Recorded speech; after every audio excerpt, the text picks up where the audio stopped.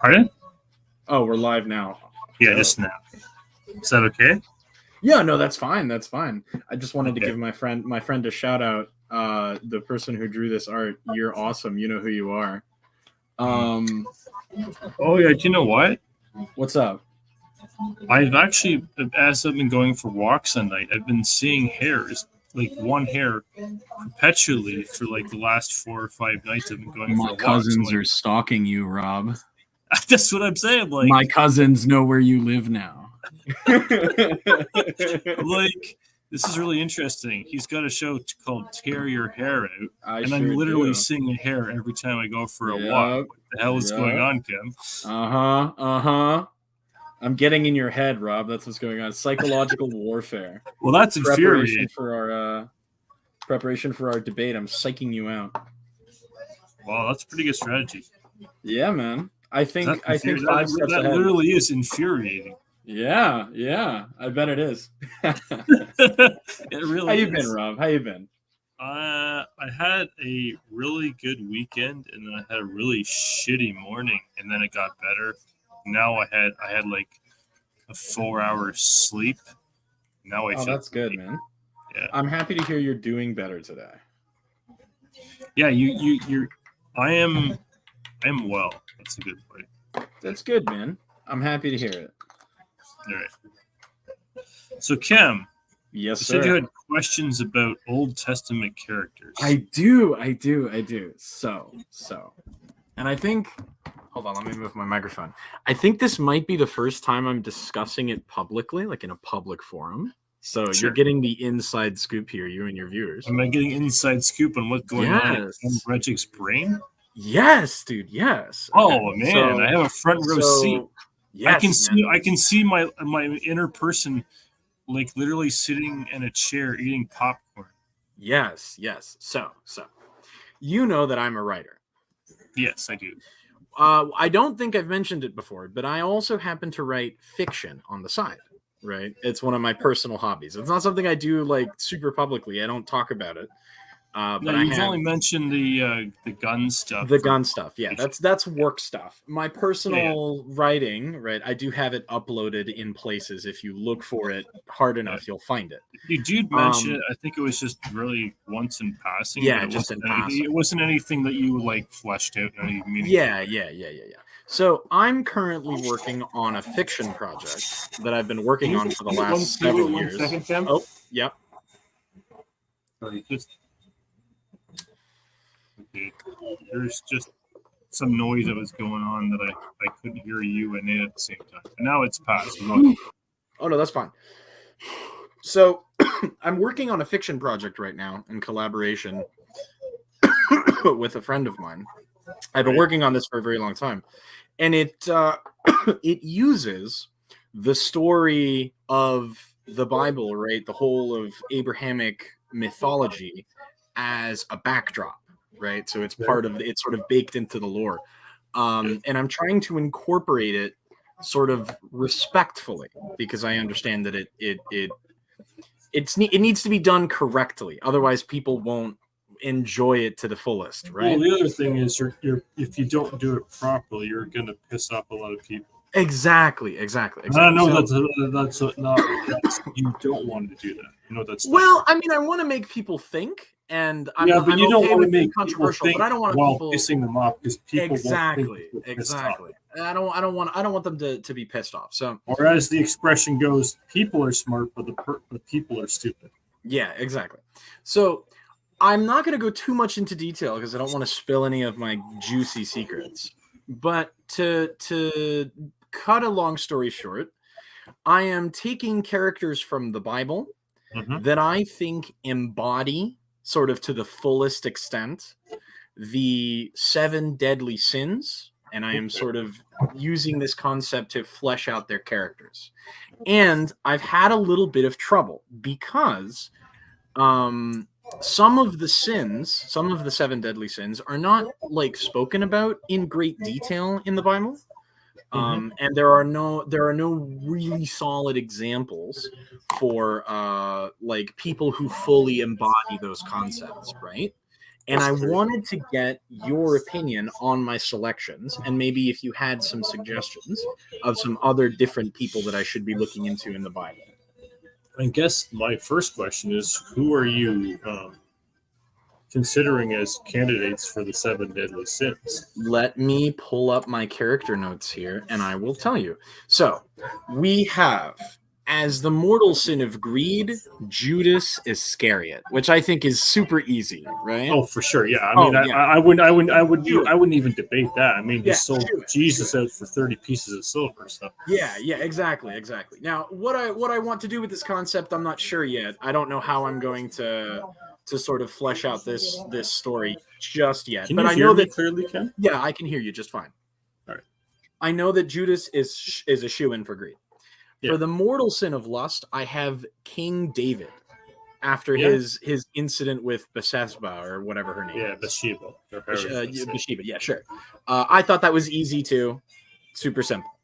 Yeah, for sure. I mean, he literally saw her bathing nude, and he should have been in battle. So. Yeah, and so much so that he decided to kill her husband for it, right? Yeah, so, I mean that's pretty well. But you got 2 mortal sins. You've got the sin of lust and the sin of well, I mean, I guess murder, but I mean that's not one. It's I guess technically not one in 7 deadly. But I mean pride at least. Pride. You got pride and lust right there, and greed. Yeah. Really. So for pride, I chose Haman. I don't know if you're familiar with Haman. This is one of the ones I wanted to ask you about. I'm not. So Haman is a character, apparently he's a part of the Council of Xerxes in Persia. Okay, so that's not from the biblical canon then. It is from the biblical canon. This is when Mordecai is sent to Persia. But where in Egypt? I don't remember where in the which Bible is that? And I don't have to. Hold on. Sure. It's not just the Bible. I'm using other sources as well. Okay. Well, you're talking. You said Old Testament. This is the book of Esther. Okay. Yeah. This is the book of Esther. So Haman, yes, he was an official in the court of the Persian Empire under Xerxes. Okay. I'm not. I'm familiar with Esther, but not like fully. Sure. It's been some time since I've read Esther. Yeah. So the story goes, Mordecai the Jew is sent into Persia for some reason or another. And Haman is very, very pissed off when Mordecai arrives at the court because Mordecai won't bow to him, right? And so I've chosen him as the mortal sin of pride because after which he builds the gallows that he's going to use to kill Mordecai because he's so pissed off. And when Xerxes sort of figures out about this, he's like, hey, man, what's up with this? Why are you doing this? And the answer that Haman gives essentially is, well, because you like him better than me and he doesn't deserve it. Sin of pride, right? Again, this one's kind of up in the air for me. What do you think? Rob?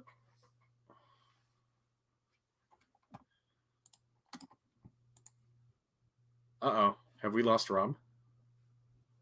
I'm here. Oh, okay. I just muted my mic for a second. Sure. But muted my mic, not yours, Kim. Okay. Yeah. So, what do you think of Haman as the mortal sin of pride? Would you have a better suggestion? Yep. I'd have a better suggestion. Okay. Let's hear. Would you like? How about mortal sin of pride? I would go with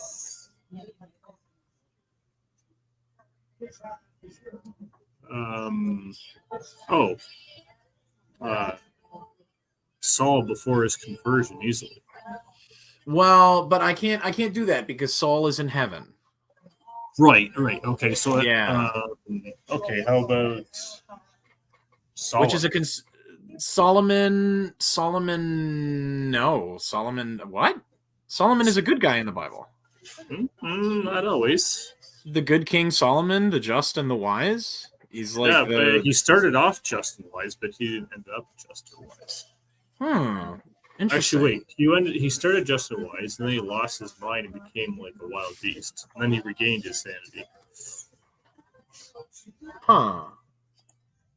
Is this news to you? Yes, I had always heard about Solomon as like this paragon of justice. Like the one that was always told to me was the story of the two mothers with the baby, Yeah, right? And yeah, Solomon's, well, yeah. like cut the baby in half, and you each get a sort of like the wisdom that he had to see right and wrong very clearly. Oh yeah, yeah, and that did happen, but he did lose Yeah. his mind for a time and became like a wild beast. Hmm.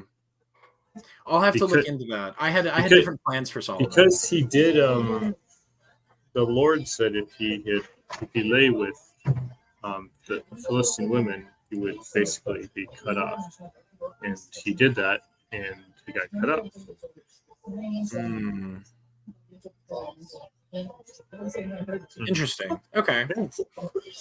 Also, what about the sin of pride? How about what's his name? The king of Babylon during Daniel's reign. During the book of Daniel. Oh, that would be. We talked about him, Antiochus. Nebuchadnezzar. There we go. Oh, Nebuchadnezzar. Yeah, Hmm. obvious candidate for the sin of pride. Nebuchadnezzar. I had not thought of that. Hold on. That's what I'm here to help you with, Kim. Yeah, no, I appreciate that. Nebuchadnezzar. He wanted Tell me about he wanted Nebuchadnezzar the from the entire Christian perspective. Babylonian kingdom, including Daniel and his buddies, to bow to him as God. If that's not the moral sin of pride, like, dude, what is? Nebuchadnezzar. Let me see. He made it a decree. There was a statue set up to worship him. But Daniel and his friends wouldn't do it, and they got thrown in the fiery furnace and in the lion's den. Isn't this the guy who's like talked about as being like a statue made of 4 different kinds of Yeah, metal? that's what I'm just saying. Oh, okay. All right. I'm gonna write that one down. That might actually be a better idea. Okay, and who do you have for gluttony? That's what I'm curious For about. gluttony, I have Nero the Roman. Oh, I can't dispute. I can't even dispute that. Yeah, I felt like he was a shoo-in. Oh really. yeah, he was as much a shoo-in for gluttony as Judas is for greed. Yeah. And then for sloth, I have Jonah. Jonah? Yeah. So the way that I have read the story is that Jonah is commanded by God to go into the town of Nineveh and Correct. convert the people who live there. Not convert, rebuke. Huh? Rebuke. Like basically give a warning, like repent or die. Right. He was trying to convert them. He wanted them to start worshiping God. Right? He was just the messenger. He was not. Okay. Actually, he wanted God to destroy them, so he didn't want conversion at all. Oh, interesting. Okay, so God tells him to go to Nineveh, and he's like, "Nah, I'm good." And he gets on a boat, and he sails literally and figuratively in the wrong direction. Right? No, intentionally. Yeah. Like that's like his whole deal is that he just doesn't care and doesn't want to do it. Right? Exactly. And that's when he gets eaten by the whale, and God's like, "Hey, dude, what the fuck?" And then carries him off to shore, spits him back out. It's like, go to Nineveh, and he's like, "Fine, whatever." Yeah, right, so but he's like super lazy about it. He's far and away the most reluctant prophet of any prophet. There's no question about that. Yeah, there aren't many explicit references to sloth as a sin, though, and so this is one of the ones I'm kind of like nervous about. I would say that's a bit of a stretch. I don't think Jonah was being slothful. I think he was just being indifferent. I don't know if it's the same thing. Okay. Would you have any better examples of people who were like slothful? Yeah, the Greeks and Acts.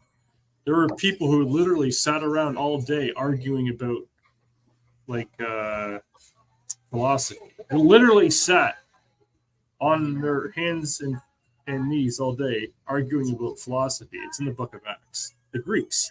Yeah, but I'd need a specific person. Yeah. Yeah. Somebody who the Bible seems to hold in like great disdain.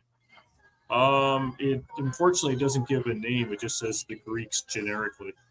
Are there any like notable Greeks in the Bible that I may not have heard of? They talk a lot about Persians. I know that the New Testament mentions Greeks sort of in general. Yeah.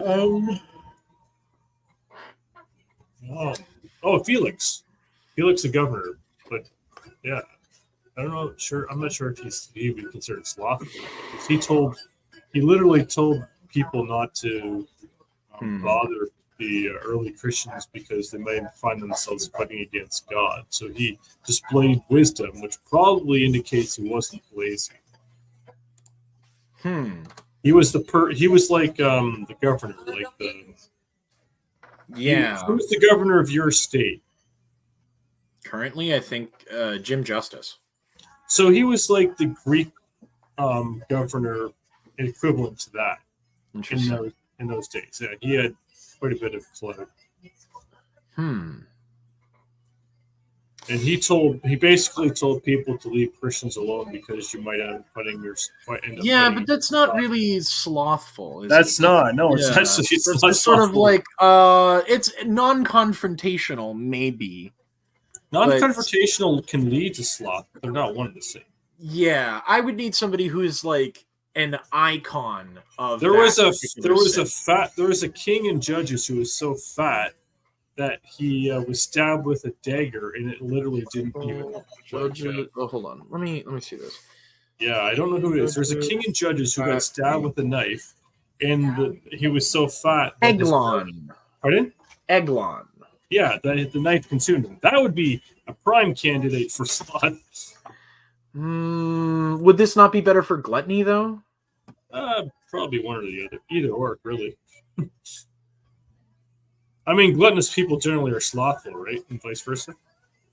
Not necessarily. Sloth is just sort of inactivity, is not doing anything. Gluttony is overindulgence. You've got to be pretty inactive to have a belly that can consume a knife and not be killed. Yeah, I think Nero is still a better choice, though, specifically just because of how Revelations talks about it. Okay, but how about sloth? But I'm talking about sloth, not gluttony. Yeah. Maybe. Yeah, it's too bad that Acts doesn't talk about like if they gave a name of a Greek of the guys that just sat around all day debating philosophy. That's all they did. That was in Athens, by the way. I don't know if he would have been a contemporary of the apostles, at least as far as the biblical narrative is concerned. No, it would have been someone who actually they thought Paul and Silas were out of their minds. No. I was about to mention Diogenes, the philosopher, but I'm not sure that he would be contemporary to the biblical narrative at the time of the New Testament. I don't think so. If he's definitely not mentioned in the canon, to my knowledge. Well, yeah. Neither is Nero. Nero is sort of like hinted at. Yeah, that's true. He's not mentioned like Nero is considered like possibly one of the. Well, hold on. Diogenes died in 323 BC, which is well within the time span of the narrative, just not at the time that they would have spoken about him. Because the New Testament happens, especially Acts, this is all either during or immediately after Jesus' death, right? Like chronologically. 400 BC is that post-exile? I have to look at a chart. What date? This is like 400 BC. BC? Yeah, before the Common Era. Yeah, I know what that means. Bible. Jesus ushered in the Common Era. No, he did not. He died either slightly before or slightly after the cutoff date. How does that even make sense? I mean, the calendar is based on his own life, so I don't understand. Yeah, but I mean, if you're still using BC and AD, but most people don't. You don't? No, BCE, CE, Common Era. So we're what is it? We're 2024 Common Era or AD? Yep. CE. You're confusing me now. Yeah. Hold on. Let me double check. No. Ah, yeah. Biblical literalist chronology. Here we go. AM. No, this is a Masoretic date. I can't use this. Oh no, I can use this. Okay, hold on. No, I need in the hundreds. In the hundreds. What was happening around 400 BCE? In the biblical chronology. Okay. Okay, so Diogenes would have been a contemporary of several people mentioned in the book of Nehemiah, and some people mentioned in Ezra. Jadwa, Jonathan, Joadiah, Joai. I don't know how to say that. Eliashib, Joachim, Jeshua. He would be contemporaries of these people. So maybe Diogenes. But Diogenes wasn't a slothful person. He was just a cynic. He was an extreme cynic, which is kind of based. Slothful people, Rob. Slothful people in the Bible. Oh, this is tough.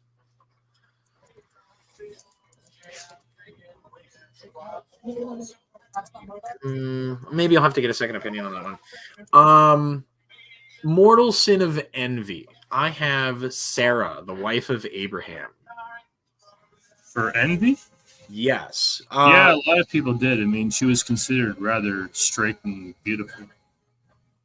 No. For her envy of her handmaiden Hagar. Oh, right, because yeah, Hagar was young and fertile. Yeah. Whereas Sarah was she wasn't infertile. Age. Well, she wasn't infertile. She had a child at 90 actually. That's Isaac. Right. But she had struggles with fertility. Like she just had trouble having children. Well, that's pretty normal for someone at her age, especially. Yeah. Would you have anyone that would more? I'm concerned about that one. I feel like that's a kind of envy that people won't be able to like. Oh, I got a good contender for envy for you. Sure. King Saul for David. Because the ladies were coming, Saul kills the thousands, but David the but Saul goes to heaven. I mean, Sarah is I think she. I don't know that we know that Saul goes to heaven. Well, you said he was redeemed, right? Well, no, you're confusing the things. That was Solomon, not Saul. Oh, okay. Hold on. Saul was the king that preceded David. Okay. And Solomon preceded David. Now, is it known that Saul definitely did not go to heaven? It's not known one way or the other.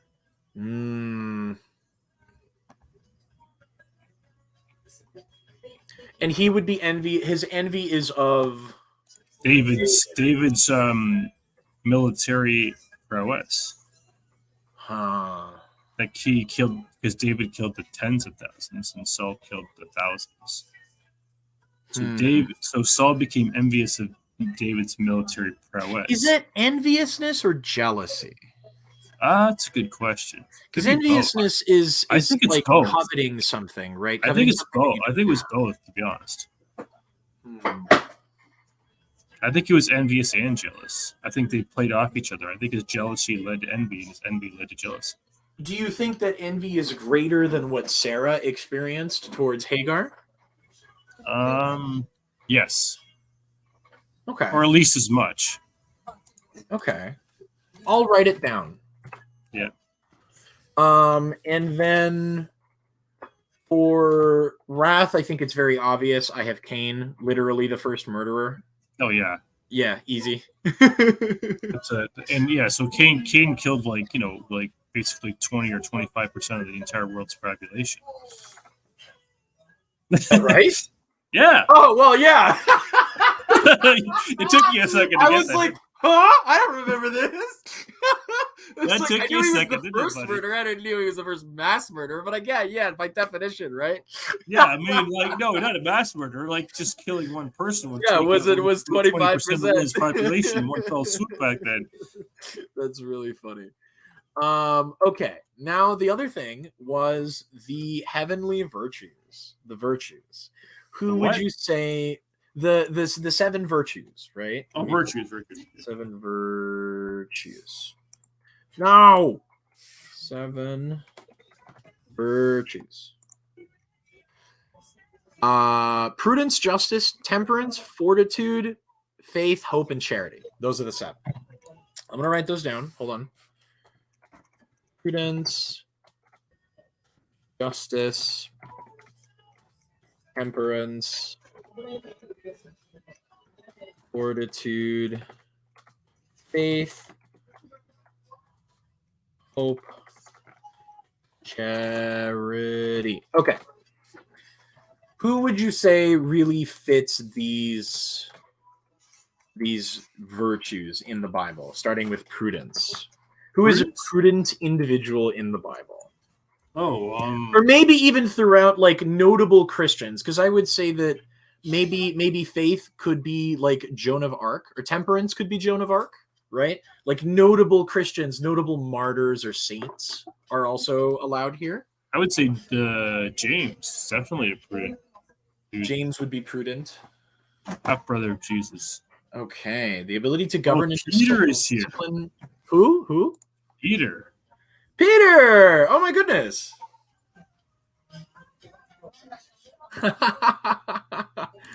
What's up, my dude? Peter? Uh-oh.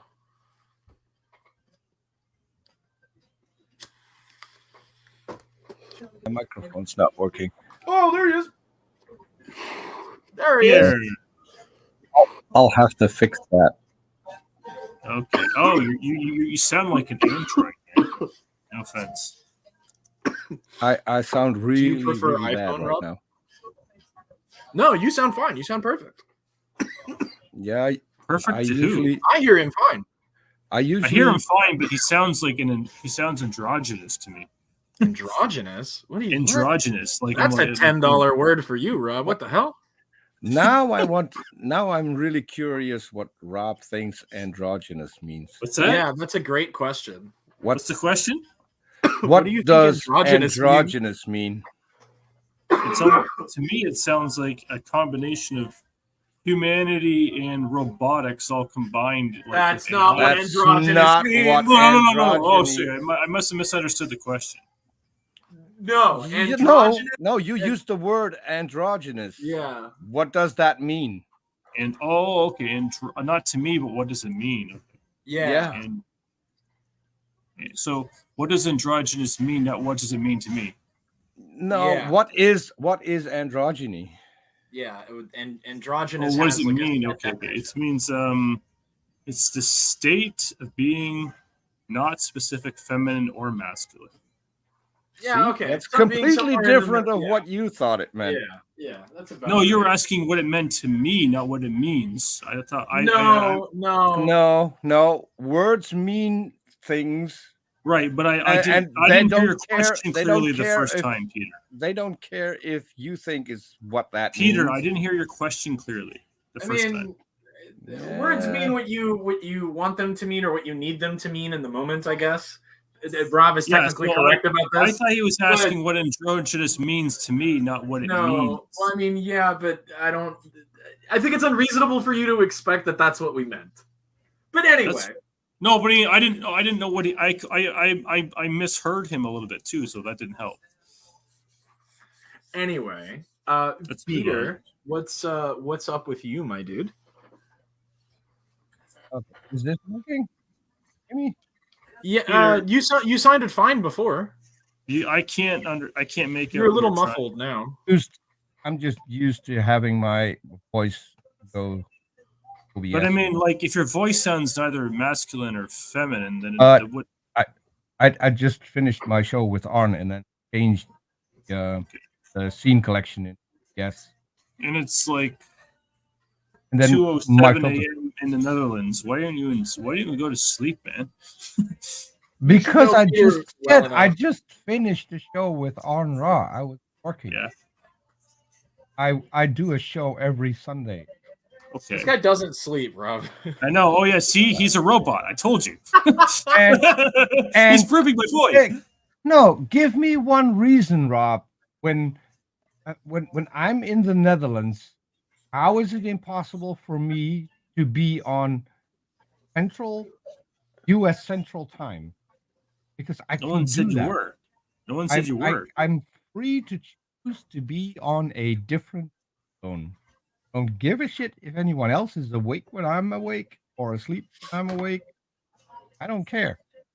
Okay. What's your Because there's point, no Peter? one here anyway, because that's why we moved into the woods. So there wouldn't be. God, the dream. I want to move Peter, into are you the in a woods dream right now, and man? scream at 2 in the I am- morning. I am living the dream. Dude. Oh, okay. And how is it? How specifically are you living the dream, Peter? I You just was said. about to set up. I should have. I mean, talking to me can't be living the dream. I don't know. I was Look at looking- the screen. That's how I'm living the Oh, dream. My Oh, God. okay, is that where you're living right? Yeah, but it can't be that light right now where you are. Yes. Well, no. As a matter of fact, I'm in the cabin across from that. Got 2 cabins. Don't want to keep the girls up when I'm Dude. streaming, so I have a separate room in the other cabin. This man has a fucking studio. I'm dead.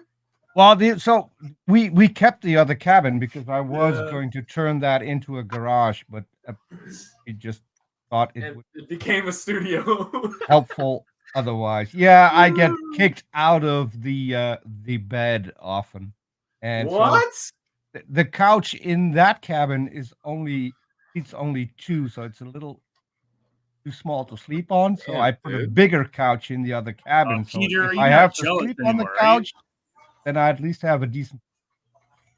What? What did you say, Hmm. Rob? Oh, he was saying that I just saw the comments in his private chat about. Whoosh. Whoa. Yeah, I was backstage for I don't know Holy how shit. long, and I was then like- Couldn't have been Ken that long. mentioned Ken mentioned jealousy, and that's when I thought, okay, I'm going to be I jealous. mentioned what now? Jealousy. We're talking about jealousy. Yeah, we're having an amazing discussion. Rob is giving me some advice for a fiction project I'm working on. Maybe you can weigh in as well. You're pretty knowledgeable about the Bible. Fiction. Well, What- I mean, the Bible has the most fiction. Yeah, well, I mean the Bible as Although- a narrative though. Like if we take the Bible as a narrative text, that's what I was asking about the people and the figures that are named in the Bible and sort of some of the concepts that the Bible invokes. We were talking about the 7 deadly sins, and we were about to talk about the 7 virtues.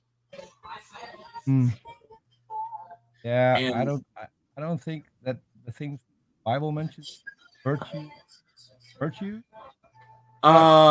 Yeah, there's 7 virtues that are sort of recognized as being the opposite of the. This is more of a Catholic thing than anything, but Okay. yeah. So anyway, Rob, you were saying about Oh, nice. who did you say was a prudent individual? The brother of James, right? The brother of Jesus. No, James is the half brother of Jesus. Right. The half So- brother, I should say. Okay. What makes him a prudent individual? He only talks when he absolutely has to, which is the only record we have of him talking is actually in the book that he wrote, that his namesake, which is only 5 chapters, maybe 2 pages. Associated with wisdom, insight, knowledge, from the Old French for foresight or sagacity. So I would say James is quite prudent. What do you think, Peter? Do you have any candidates for someone who embodies the virtue of prudence in the Bible? As far as the Bible is concerned?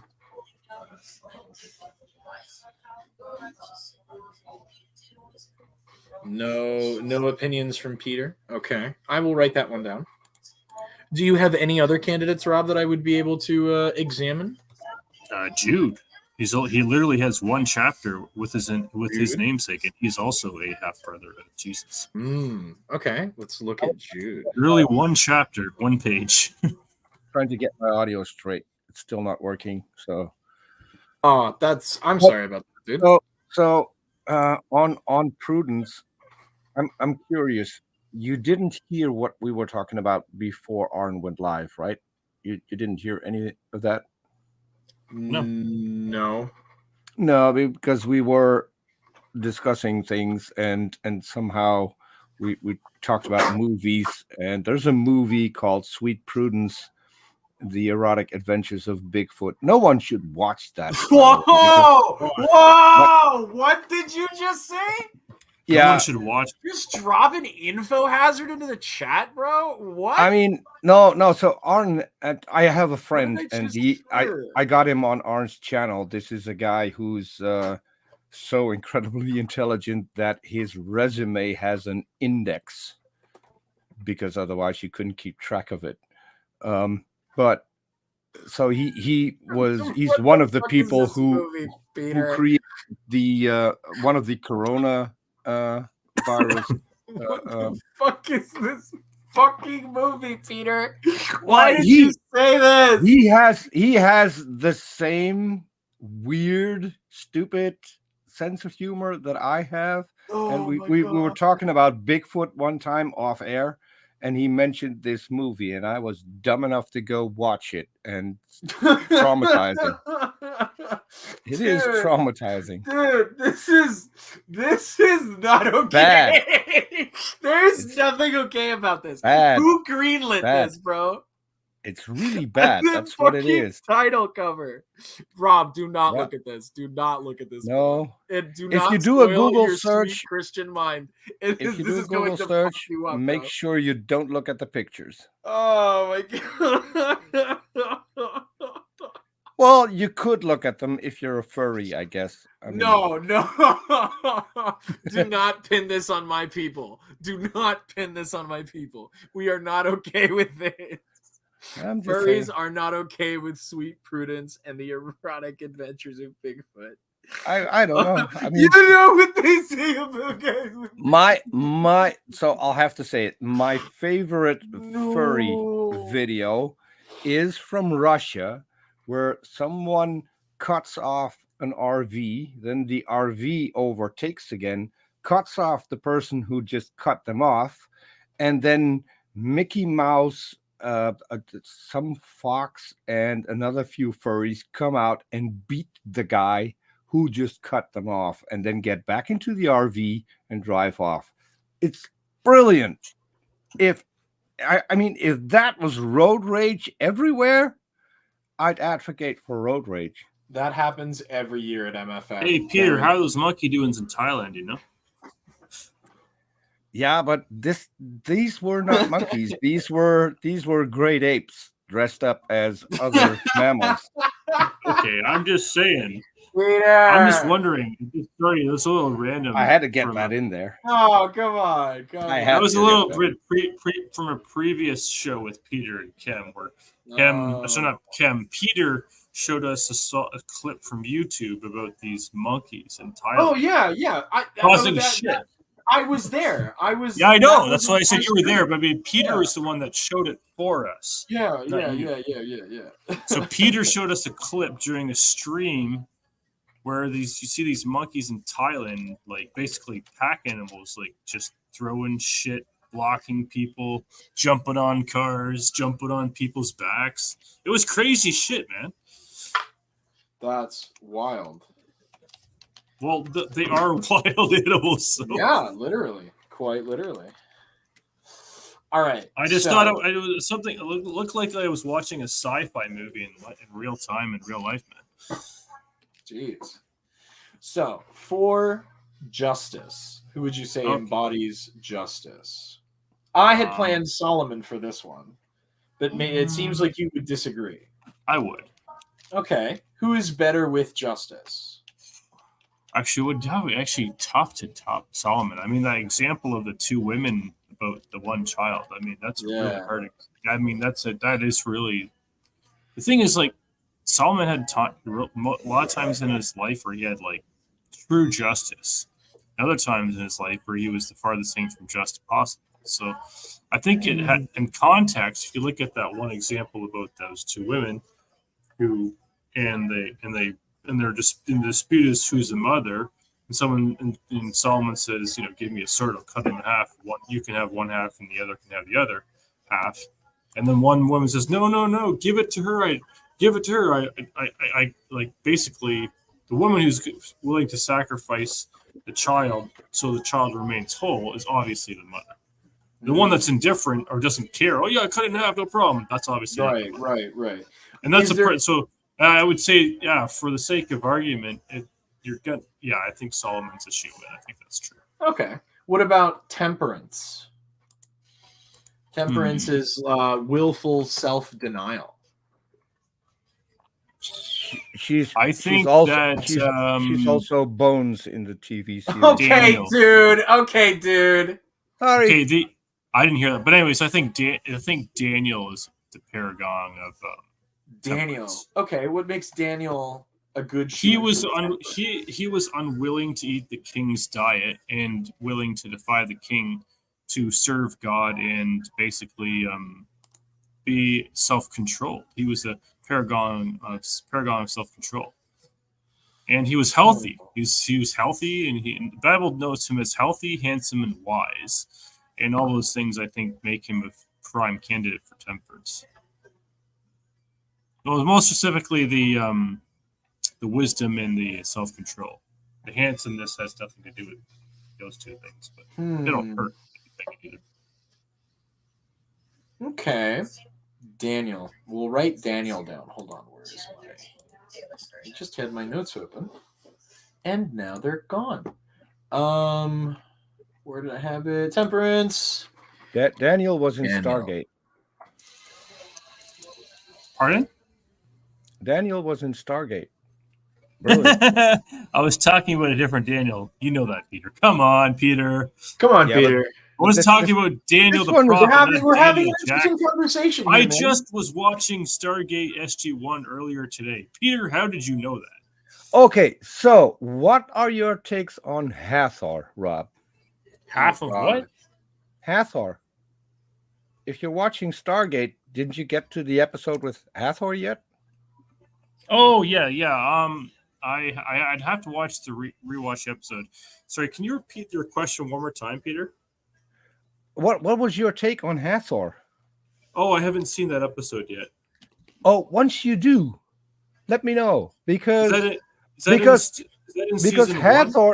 Hathor exists, and I have made artwork for her YouTube show. Okay, is that in season 1? I think so. Okay, because I have season 1, but I have not yet seen that episode. I'm on the 3rd disc, so I'm about maybe halfway through season 1. Let me check.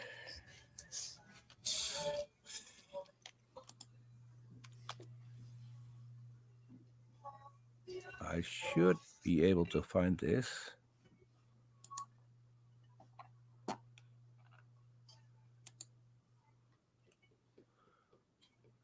Let me see. Why doesn't it say?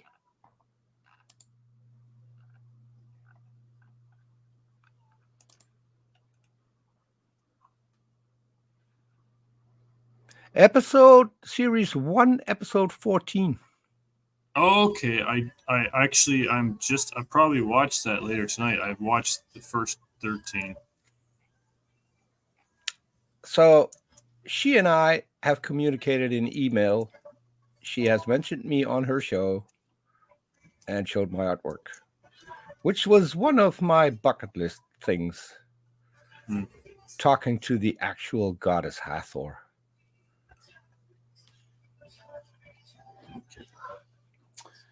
So I derailed again. Kim, over to you. Yeah. That's the word I was looking for. Derailed. I was thinking for you. No said, worries, man. No you worries. were thinking. You were using gish galloping. I was thinking of the word derailed. For some reason, the word derailed. No, wasn't that's coming not gish galloping. Gish galloping is something completely different.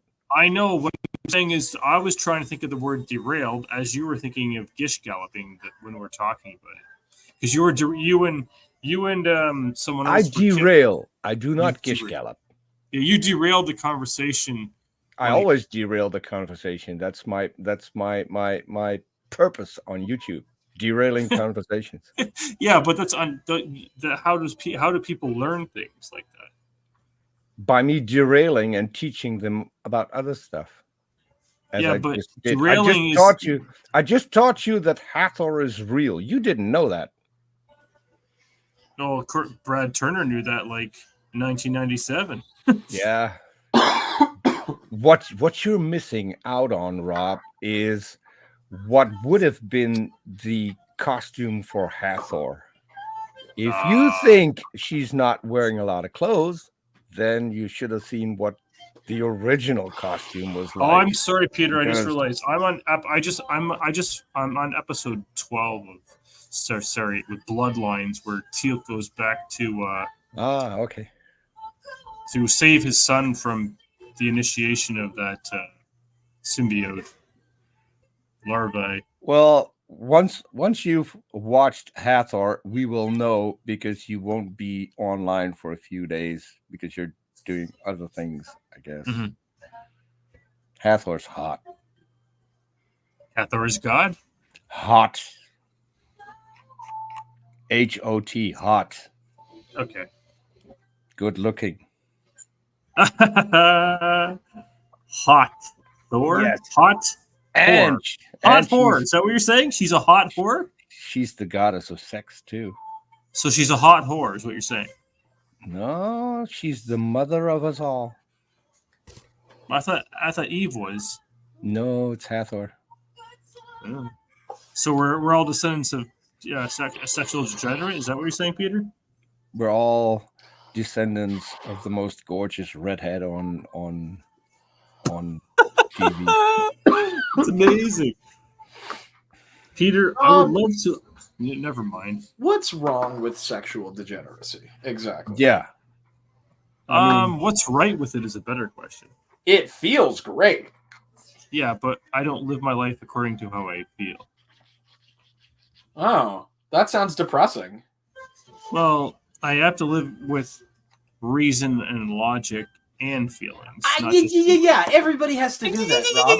No, but you know, we don't all have to have a stick up our ass the whole time about it. You know, I don't have to stick up my ass. I've never had to stick up my ass anytime. Come on, dude. Like, live a little. You know. Yeah. But anyway, if we can get back on topic, please. Yeah, let's. Okay, what is the next I happen to care a whole lot about this, and I really do care about your insight, Rob. Because so what is the next virtue? Not temperance. Sorry. Fortitude, also known as courage. I was really thinking Joan of Arc for this one. I would like to get a woman in there somewhere. I was trying to think of a biblical character that was. Like I told you, open to saints. The category is open to saints, notable martyrs. I got a good candidate for that. It could be either John James or Peter in the Bible. Okay, John James Peter or Paul. John James. Don't drag me into this. I don't. No, not you. The Peter in the Bible, you narcissist. Whoa! You keep mentioning my name. Yeah, but I wasn't mentioning. I wasn't talking about you. Not throw the narc. Okay, the Peter in the Bible is a prime candidate of courage. Okay, Peter. Okay. I'm a prime candidate of courage. Here, aren't I? That should be evidence.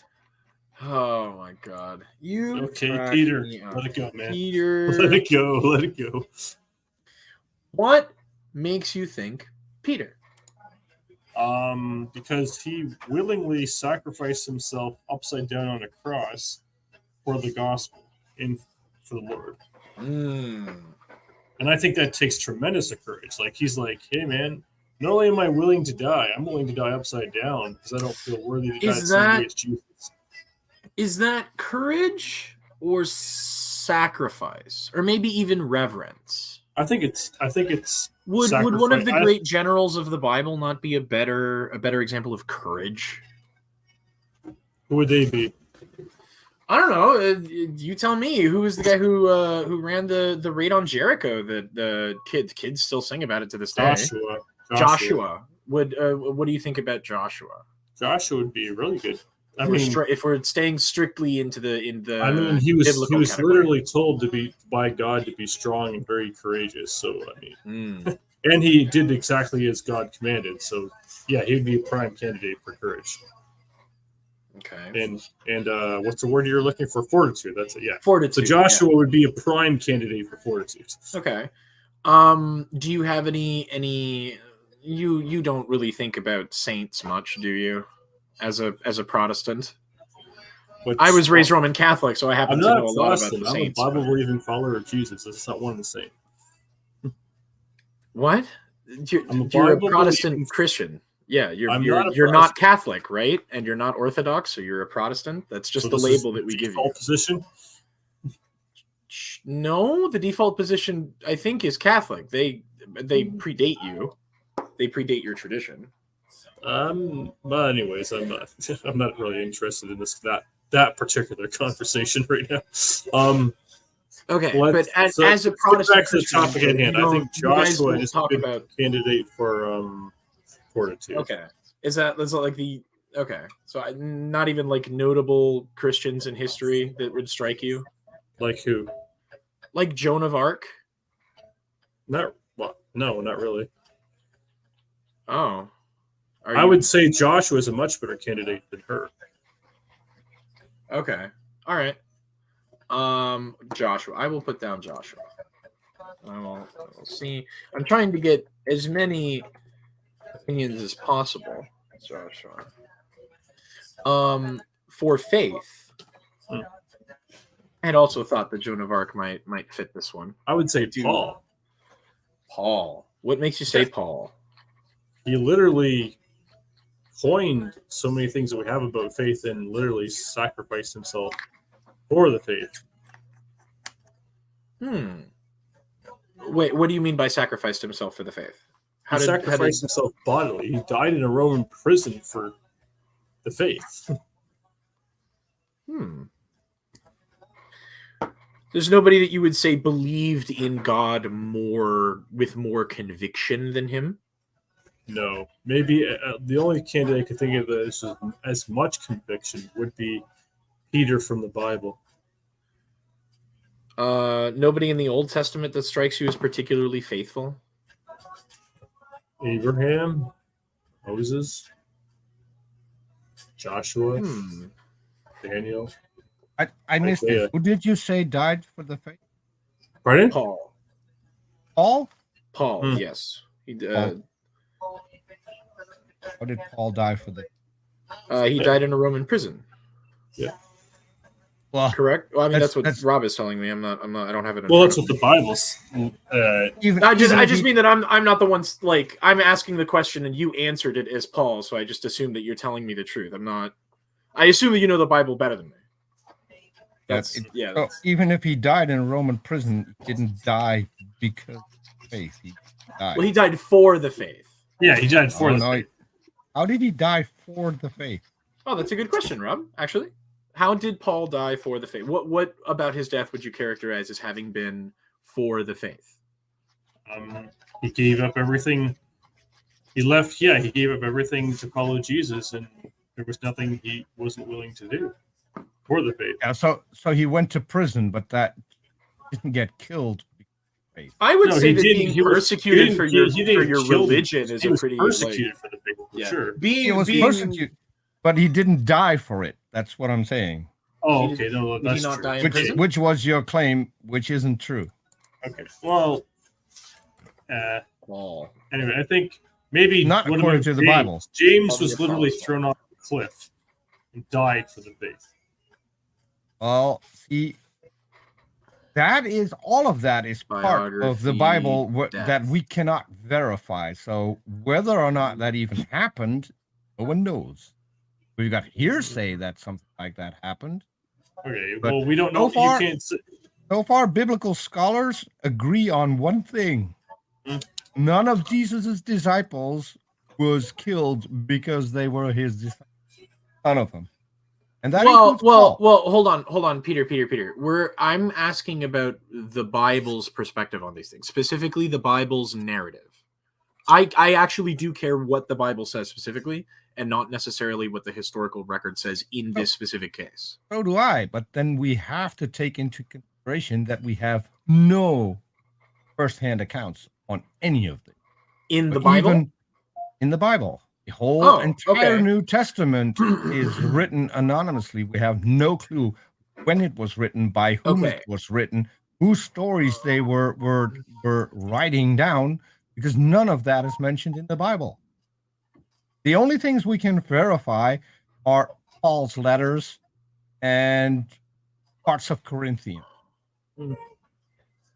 That's it. What do you mean by verify?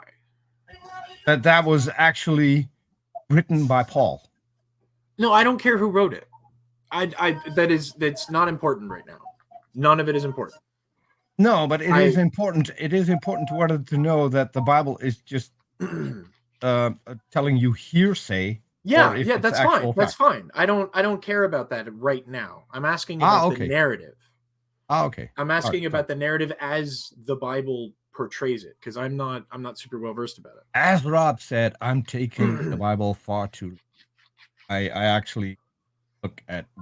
Actually, Rob, Peter brings up a very good point. Which is, we don't know how Paul died according to the Bible. Pope Clement the Bible indicates that he died in a Roman prison. Indicates. Church tradition. Let's see. No, the Bible itself indicates that Paul. Yeah. That's what I'm looking at. I'm looking at the traditional answer for this question. And there's First Clement. This is a bunch of Roman Catholic stuff. Yeah.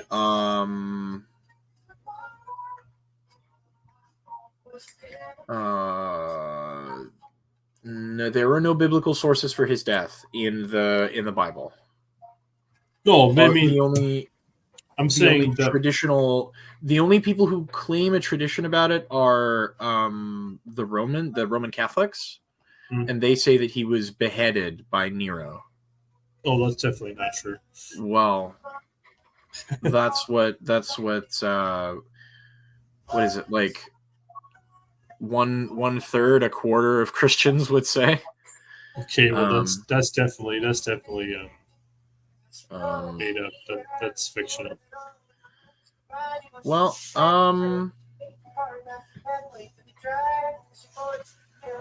okay. So there is no record to indicate that he died by beheading from Nero. That's just what the Catholics say, man. I'm not making the case for it. Okay. This is all I can find, is what I'm telling you, that there's like liturgical things, there's letters by Clement, there's like the apocryphal Acts of Paul and Peter, which are not books that you would consider canon. So that it just I don't know that Paul is a good example here. So we don't know how Paul died exactly, and so I don't know that it would be responsible to say. Think about someone else for the faith then. How about James? James. Didn't we all write? We have already used James. Peter. Peter, Paul, James. What about John? Which James? Because there are two. Oh, the half brother of Jesus, the one that was supposedly. There are two brothers called James in the Bible. Okay, one is a brother in Christ. The other one was brother of Christ. They make up a lot. Who's the brother in Christ then? Oh, I mean, I don't know every verse by heart. Do you? No, I do not. Oh. I just know. again, open to Old Testament saints, notable martyrs, any other faith. I want to get as many Isaiah. options as possible. Isaiah. Okay. So we have the other James, the other, or you said Peter as well, right? Mhm. Peter, Isaiah. Isaiah up was with cut in Isaiah? half with a wooden saw for the faith. Oh, okay. Let's look up the story of Isaiah. I got a weird one. The daughter of Jephthah. Isaiah. The daughter of Jephthah is one who actually died for faith. Oh, the daughter of Jephthah. What is her name? Yeah. I don't think that's mentioned, but so she Oh, died. I need a name. She was a human sacrifice that God needed. That Jephthah wouldn't. Oh, oh, now I know who you're talking about. Yep. He was yes, but earned that at was the not. stake. That's not. That is very so. funny. That's funny, but that's no. I can't use. Yes, because Jephthah said, "God, Yeah. no, let me win this war. You're saying. I get what I you're saying. will personally kill the first thing that comes out of my front door when I get home." And that was his daughter. God, being all-knowing, knew that it's going to be his daughter and accepted it. Yeah, then, Peter. But if I don't have a name, I can't use it. Women aren't that important in the Bible, Kim. Which is a shame because I do want to get some women in here.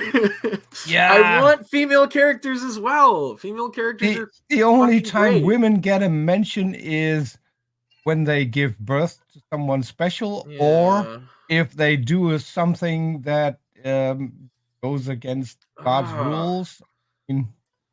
Yeah, like for instance, I have Sarah, Abraham's wife and his wife's slave only got mentioned because Abraham got to fuck. Yeah, that's I have Sarah written down as the mortal sin of envy.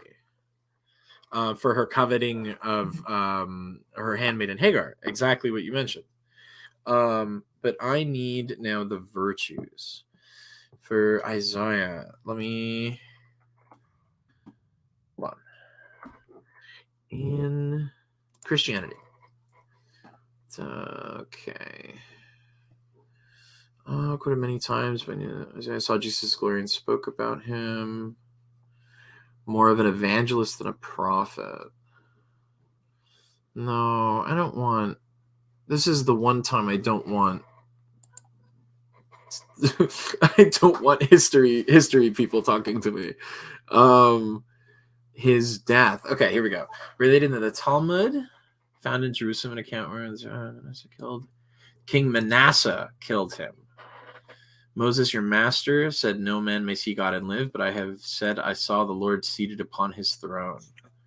Went out to point other contradictions was between Deuteronomy, Isaiah 40, and Exodus 33, and 2 Kings. Isaiah thought, "I know that he will not accept my explanations. Why should I increase his guilt?" And then he uttered the tetragrammaton. A cedar tree opened, and Isaiah disappeared within it. King Manasseh ordered the cedar to be sawn asunder. God should just close the door of the bathroom. Whoa. The saw reached his mouth. Isaiah died. Thus he was punished for having said, "I dwell in the midst of people with unclean lips." What? Well, I know two of those. Hold on. Rob, can you shine some light on this? On what? Okay, so King Manasseh, right, is the guy who kills Isaiah. He orders the cedar tree that Isaiah sort of like summons around him. It's Isaiah. Oh, Isaiah, my bad. And they start to cut down the tree. The saw hits Isaiah's mouth, and then he disappears. Or sorry, he dies. He dies, and it says here on the Wikipedia article, and maybe you can shine some light on this. Thus, he was punished for having said, quote, "I dwell in the midst of a people of unclean lips," end quote. Yeah, I mean, what does that mean in this context? He dwells in the he basically said that I'm wretched, deprived, and sinful, and I dwell in the land of people who are wretched, deprived, and sinful, and we all deserve to die. He was punished. Is he being punished by God for having said this, or punished by King Manasseh? King Manasseh. He actually said about after his vision or whatever with God, he said, "I have seen the king." This is something he said to Manasseh that pissed him off. Yeah, for sure. Oh. Or maybe he said it in front of Manasseh, or he said it in probably, I think the most likely scenario is he said it and King Manasseh got wind of it. Interesting. That's kind of a metal way to die, dude. He like summons a tree that like surrounds him. That's kind of cool. I'm not gonna lie. That's like cool visuals, right? Isaiah does prophesy about the children of God being oaks of righteousness, so that's interesting. Yeah, but it's fucking sick as hell that he like power word names God, and then the cedar tree sort of like envelops him. That's fucking sick. Oh, that's so cool, dude. Like narratively, that's a great fucking you floor me, man. I love you. No, it's great. It's a cool story, bro. Like that's sick as fuck. You do know that also that Isaiah said, "I have seen the king, and I live, and I'm a man of unclean lips among a people." Yeah, no, this is kind of metal. I like this one. Yeah, he also has this like cool thing where like Isaiah definitely gets he swallows in a vision like this letter, and it becomes in his stomach like sour, but somehow it becomes like honey when he exhales. So that's pretty trippy. That's trippy as fuck. It sounds it almost sounds like Isaiah was an LSD or something at some time. Bro, hold on. Sounds like. I'm gonna write that down. I like that. LSD prophet, bro. That's dope. Isaiah on LSD. yes. That's super cool. Oh man, hashtag Isaiah on LSD. Okay. Anybody else for faith? Oh, notable. Man. Old Testament, New Testament. Sure now. I just said the biggest prophet of the Old Testament who prophesied more about Jesus than anyone. I'm sure you'll be fine. Are you sure?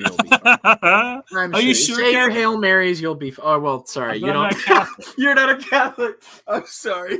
No, are you though? Did you actually make a slip of tongue there, Kim? Yeah, dude. I was raised Roman Catholic.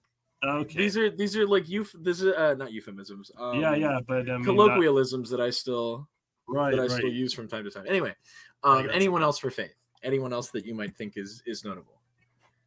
Old Testament, New Testament, saints, notable martyrs, anyone from Christian history.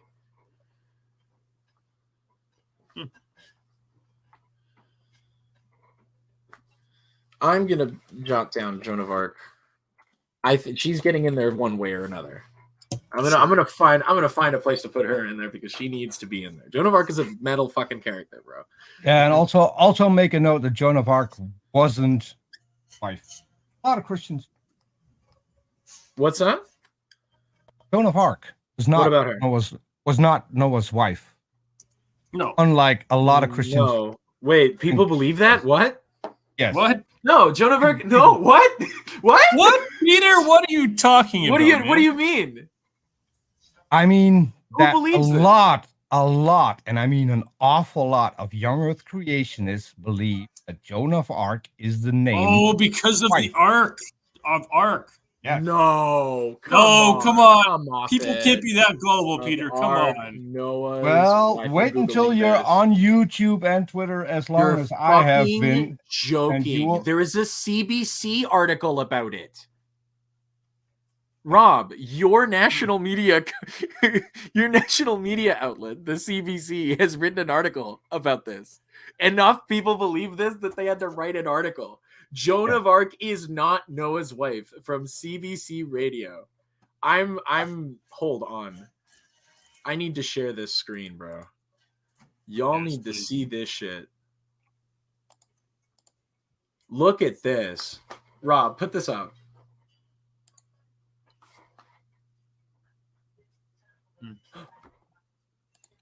Let's see. Put this up on the screen, dude. Look at this. Oh my God! What the hell are? I mean, what the? I don't. What the hell? 12% of Americans are under the impression that Noah is married Because it to says Joan of Arc. Because Arc. she's Joan of Arc. So she's with Noah of Arc. Like, what the fuck are people thinking? This is what you learn if you talk to enough Christians. Whoa! I honestly the Dutch didn't are think 4 people could times be less this likely than naive. America. Dude, the Dutch winning every single day back to back. Look at that. Let me look at this. Dude, check this article from the Los Angeles Times. This is the article they're citing. The Dutch are 4 times less likely than Americans to believe in miracles, hell, and biblical inerrancy. Whoa. I mean, the Euro does not trust in God, but here is the paradox. Oh, although Americans are far more religious, they know far less about religion. Yes. What? U.S. Catholics and evangelicals and Jews have been lamenting some time from a crisis of religious literacy in their ranks, but the dangers of religious ignorance are by no means confined. Oh, can you hold on a second? Oh, yeah, my bad. The dangers of religious ignorance are by no means confined to those worries about catechizing their children or cultivating the next generation of clergy. When Americans debated slavery almost exclusively on the basis of the Bible, people of all races and classes could follow the debate. They could make sense of its references to the runaway slave in the New Testament book of Philemon and to the year of Jubilee when slaves could be freed in the Old Testament book of Leviticus. Today it is a rare American who can engage in any sophistication in biblical inflected arguments about gay marriage, abortion, or stem cell research. Since 9/11, President Bush, what the hell? This thing is all over the place, man. President Bush, the 9/11 from yeah, this is long as fuck. But anyway, but it's also apparently enough people believe this. It's also disjointed as hell. Yeah, this goes way too into depth, but yeah. That's hilarious. I did not know that was the case. Oh my god. We need better education in this fucking country. Candidates have much to learn, my young. Yeah, candidates for the virtue of hope.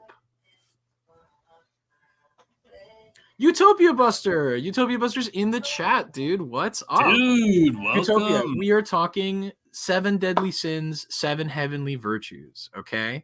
I want to hear your candidates for the virtue of hope. From Old Testament, New Testament, saints, notable martyrs, notable Christians of history. Yeah, I could go full Dutch and say that the virtue Sodom and Gomorrah. Are you serious? No, this is a serious thing. Sodom and Gomorrah were 2 cities that were actually married. Oh my god! No, I have people that told me that too. That's insane. Some people believe that 2 cities got married, Peter. I think they don't. They don't know that those are cities. Well, then they're ignorant as hell. Yeah, I don't think which doesn't narrow it down much when you get to younger. I don't think there are as many people who read the Bible as there are people who claim to be Christian. I think just too many people don't read what they say they believe in. Right? I know. Well, Rob, to answer your question, how can people not know about evolution enough to conclude that it's a fact and to know that it's actually happening in front of our eyes? That's a similar question. Yet here you are.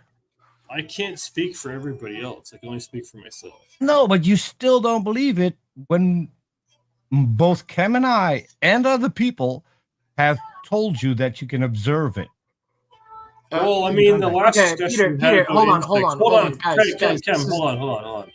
This is getting off topic. Okay, well, it is getting off topic, but I just want to respond briefly to Peter now. I did agree that the Bible was off about insects only having 4 legs. Did I not? Did agree? Pardon? Yes, you did. And anything else that you said that was unscientific that the Bible said, I agreed that it was off there, didn't I? Well, we haven't gotten through everything yet, but... Okay, everything that we've discussed so far. Yeah. Because we should famously cover Genesis. But yeah. We'll do that at a later But date. anyways, we got to get back Can we to the please topic at hand. finish the? I need Yeah, two Cam, more. go for I it. need Yeah, two more. go back. And then you Ken, guys, because- I will hop off, and you guys can have your No, conversation. don't hop off. I didn't need these join- two. Por favor. I didn't join to push you off the Utopia Buster. screen. Utopia That's Buster. awesome because I want to encourage. You're a hare and you want to jump off. I want to hop off, exactly.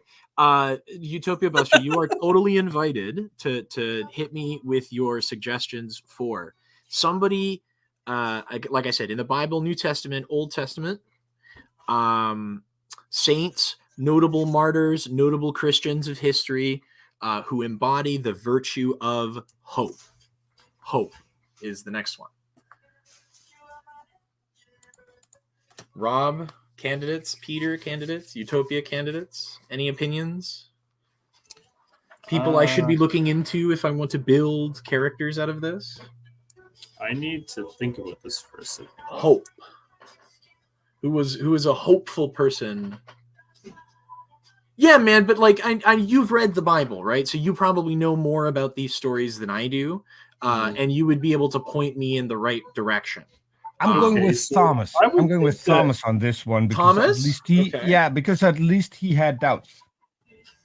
So to have hope, you first have to have doubt. Interesting. Well, no, if you have doubts about Christianity, then there is still hope. Oh, I see. I don't think that's where Kev was going with that. Come on, Peter. Come on. Yeah.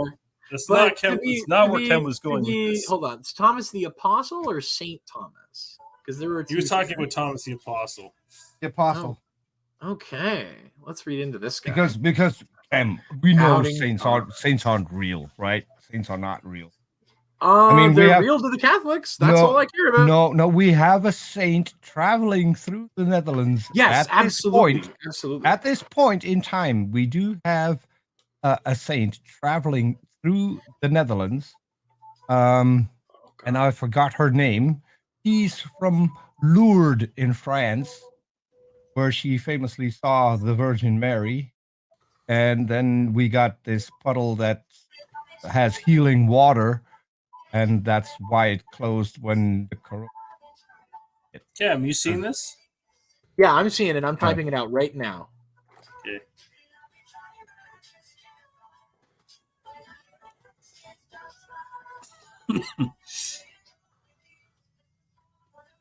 I think you should highlight that Utopia Buster is not a Bible scholar, but more into apologetics right now. It's fine. Making it very clear has a more fresh understanding of it than I do. Well, making it clear that Bible scholar and apologetics are mutually exclusive. Embody the virtue of how so?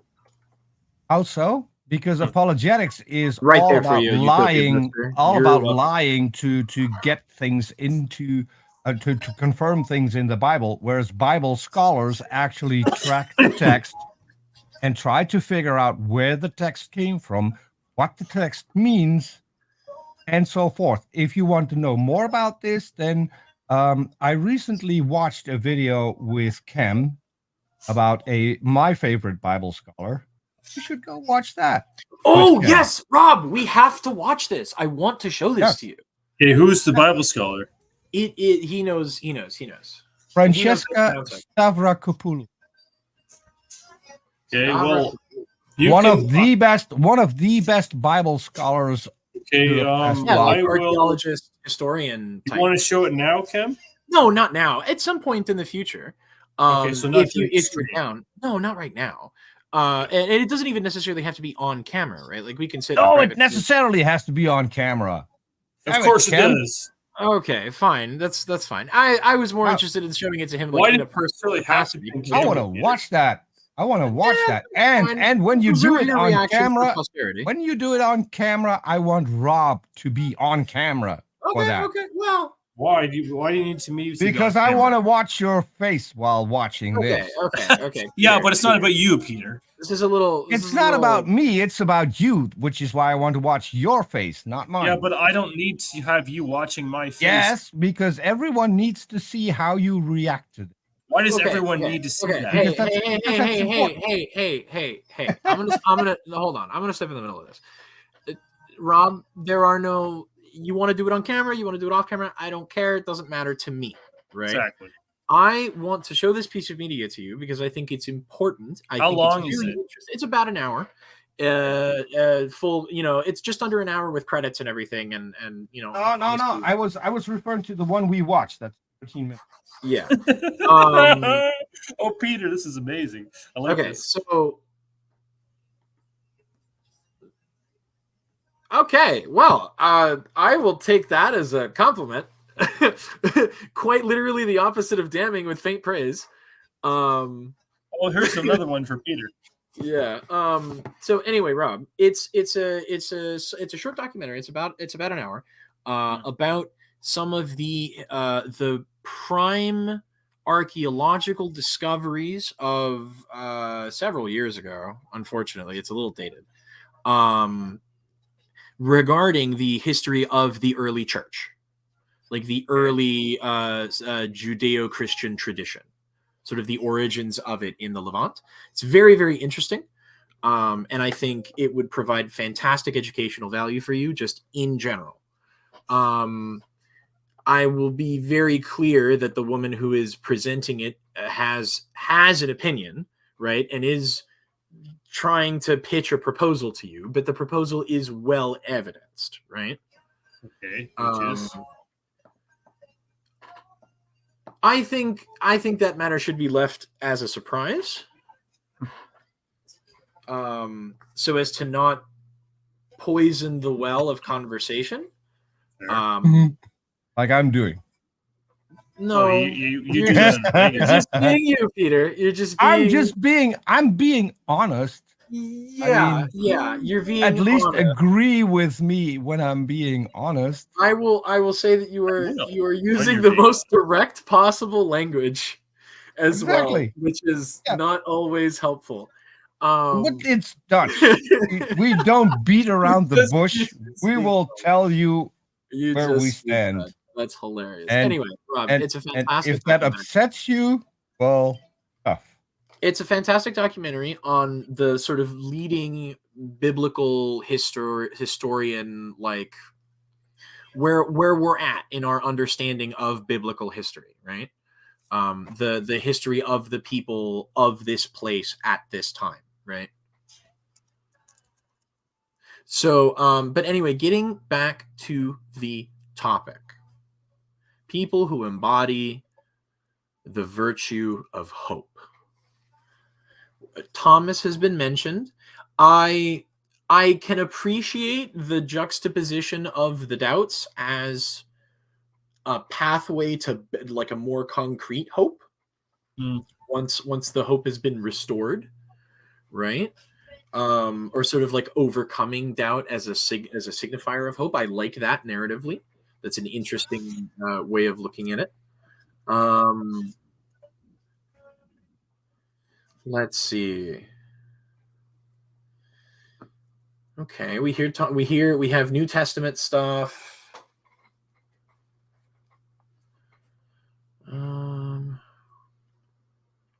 Oh.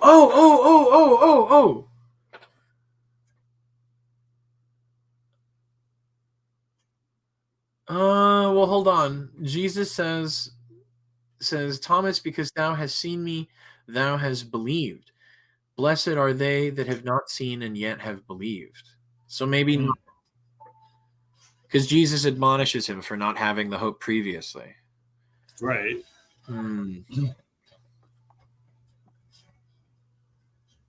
Well, I mean, he misunderstood prophecy and became a momentary mouthpiece for Satan.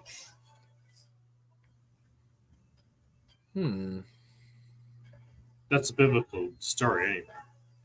Ooh, St. Thomas in India. Interesting.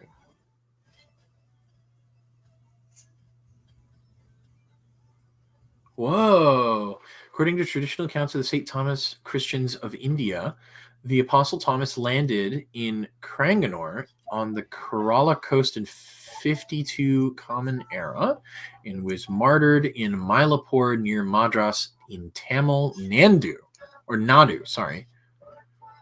Whoa, there's Christians in India, bro? That's crazy. Of course there is. Thank you, Utopia Buster. And while you're at it, Charity is the other one that I'm still looking for. We haven't gotten there yet, though. Charity. Charity. What about Mother Teresa? She's a good candidate for charity, isn't she? Who? Mother Teresa. I don't know that I want to talk good on Mother Teresa, man. The most disgusting, Why? the What- most what's your- disgusting, all of the money that she horrific took woman and all in of the people Christianity. that she allowed to die for tuberculosis, which is a treatable, preventable disease, and most of these people weren't all that sick. And Okay, all of the money that she's the disappeared after she died. She is the Catholic paragon of virtue for that. Yeah, no, that's a good point. I know it is. could portray. hold She's on. no No. longer Well, the hold Catholic paragon for that. No What about longer. What about Mary? The Mother of God or Mary Magdalene? Yes. Oh no, the former. Mary, Mother of God. Oh, that's tough because she's got her own place. Hmm. I don't know And that I she could is- also make her a heavenly virtue. Yeah. Wait, she got a divorce from. Wait, what? She's got her own Joseph? place now? Mary, Mother of God. Well, apparently she's the queen of heaven according to Catholics. Joseph divorced her for. Very funny. Very funny. That was charitable of Joseph, right? Wait, Rob, can I ask you a question real quick, just as a weird tangent since Peter brought it up? Mary was a virgin, right, when she had Jesus. Correct. Does that make Joseph a cuckold? What? Wasn't a virgin. If She it was- wasn't. That's a mistranslation. I mean, we all know this by now. A young Was it? woman, a young maiden is not the same as a virgin. Right, but That the modern Christian tradition is that she was a virgin. No, the modern Christian tradition is based on a mistranslation. Okay, Also- for these purposes, it doesn't matter. I care about what the Christians say, not necessarily what the history of the document says. Well, you're so you're being so Christian. You don't care about the truth. You just care. No, about I what the don't. book said. This whole thing is with a fiction project. I'm writing Peter. fiction. Peter, just let him. I whole was thing is- being facetious. I just said you don't care about the truth. You just care about what the book says. That's me Yes. being facetious. The book is truth. But it is what you're No. doing. For the purposes of this, Rob, it doesn't matter whether or not the book is true. So this is why I want to talk to you about it. Okay. Because we don't have to disagree. Because I just want to know what you believe. Sure. Maybe Mother Teresa for charity. I can narratively I can understand portraying Mother Teresa as the church would want her to be portrayed. Or rather, like that is her place. Like she very clearly has this place in the theological like tradition. But I could also at the same time portray her in the reality, right? That would be a cool narrative juxtaposition. Mother Teresa.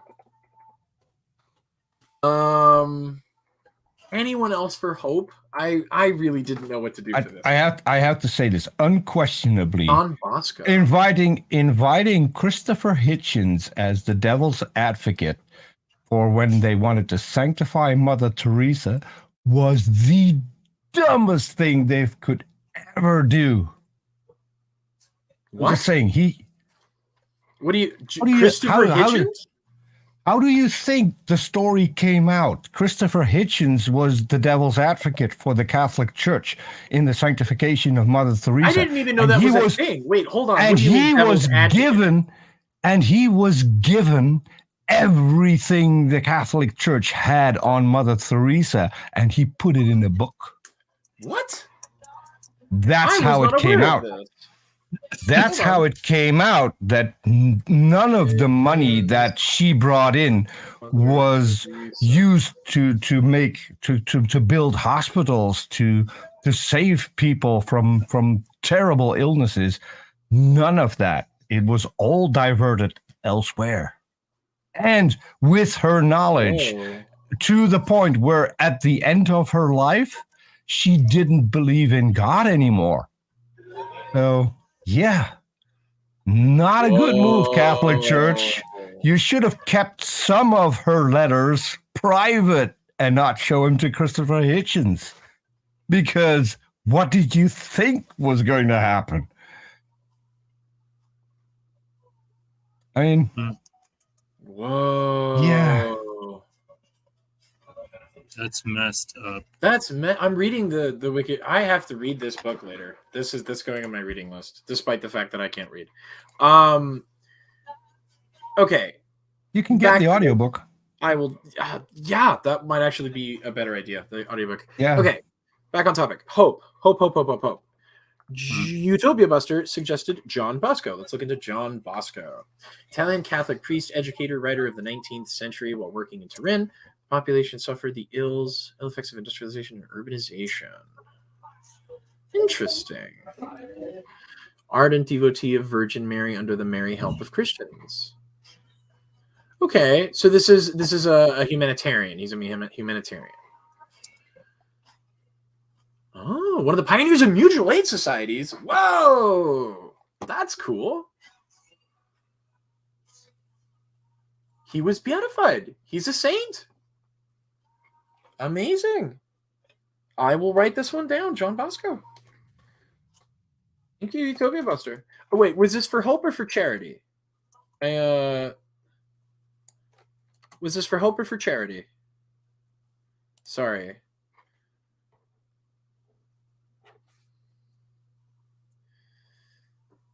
You didn't write it down. Which one? If John Bosco, like me, was polyamorous, he could do both hope and charity. Oh, okay, man. Yeah. I mean, John Bosco specifically, your suggestion, I like it a lot. Which one was it for? Was it for hope or charity? I like this guy. I can definitely look into this more, and maybe I might write him in somewhere. This could be fun. Rob, any other suggestions? Hope, charity? Peter, any suggestions? Hope, charity? What about William Wilberforce? William Wilberforce. Oh, wait, hold on. I don't want to lose that tab. William. You know who that is, Kim? No, I am Googling him right now. Wilberforce, an English politician and abolitionist. There you go, abolitionist. Whoops. William Wilberforce. Philanthropist, leader of a movement to abolish the slave trade. Okay, this is a Canadian. Oh, I see what you're doing. Not a Canadian. He was European. Oh, right, he was British. I'm stupid. I saw MP and thought Canada. Yeah, my bad. Interesting. Okay, so let's. Kim, I'm curious. What are we on right now? Charity. Charity. Either one. Hope or charity. Hope or charity. Yes. Max Kolbe. Max who now? Kolbe. Colby. Kolbe. Max Kolbe. Ah, a friar. William Wilberforce. Oh, yeah. Maximilian Kolbe, a Polish Catholic priest and conventual Franciscan Utopia friar. likes William Wilberforce as a contender To die in for the place of a man named. Oh! What's that? What does that mean? Dude, what? What? See, I know things. Dude! What is it? Kate, Kim, enlighten me. I'm in the dark. Holy shit, I'm floored. So Maximilian Kolbe, volunteered to die in the place of a man named Franciszek. I don't know how to pronounce this. A fellow prisoner in Auschwitz. Wow, that is. Yep. Yeah. I don't think Wilberforce can compete with that. That's wild. He had been acting in Alvin York. Okay, hold on. Alex, I'll tell you why I know, because my grandfather was deported. A martyr of charity.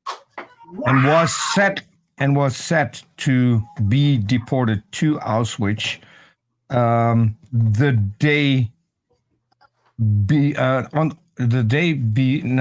after we were liberated by the Canadians. So he was never deported to Auschwitz, which probably saved his life.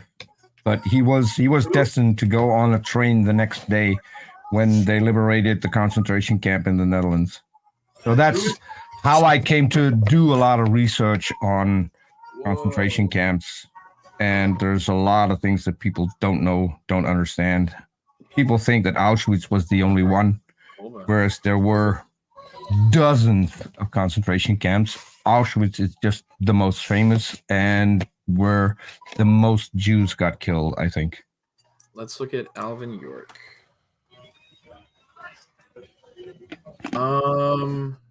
Okay. This is a soldier. Let's see.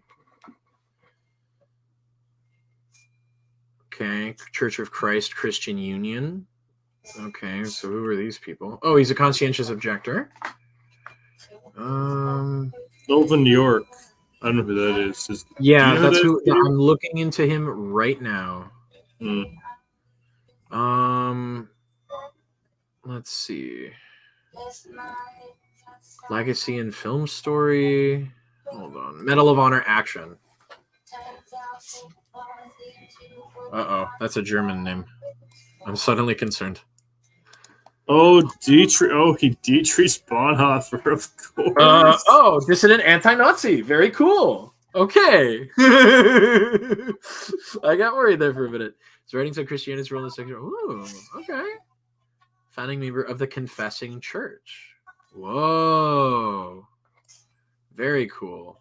The Cost of Discipleship. He wrote a book. Very cool.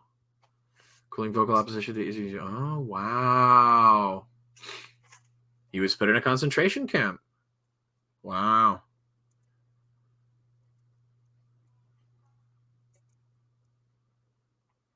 Fuck, dude. Dialectical theology. Oh, he was a Lutheran. Let's see. He was a Lutheran. Very cool. Very cool. For hope. Now, this is a martyr, presumably. This is a martyr. So I might actually put this one under. You know what? No. Incorrect. Maximilian Kolbe is going under fortitude. I think that kind of martyrous action, I think that kind of martyrdom puts somebody in a different category than charity. I'm putting that under. I fully agree. Fortitude. And that had, even though it had nothing to do with any religion, it was a pure selfish act. What do you mean it was a selfish act? A selfless act. Sorry. Oh, yeah. Oh, yeah. I was like, wait, what? No, it was selfless act. Alvin York. Cam. Yes, sir. Utopia Buster is asking for your email. I do have an email. I wasn't just giving it in the chat. Oh, it's fine. That's your decision. It's a safe email address that is separate. This is my business email address. This is where you can find me. All right. I have given this out. So that's your least used email address? Oh, has failed to put. I can't post it. I can't put it. Maybe put it in the chat. You can't post links in chat unless Robbie here gives you a wrench. Oh, okay. So my email address is jbunbun at protonmail.com. That is my media and business email address. You can reach me there anytime. I think Robbie should make both Cam and I moderators in the chat. I don't need to be a moderator of Rob's chat.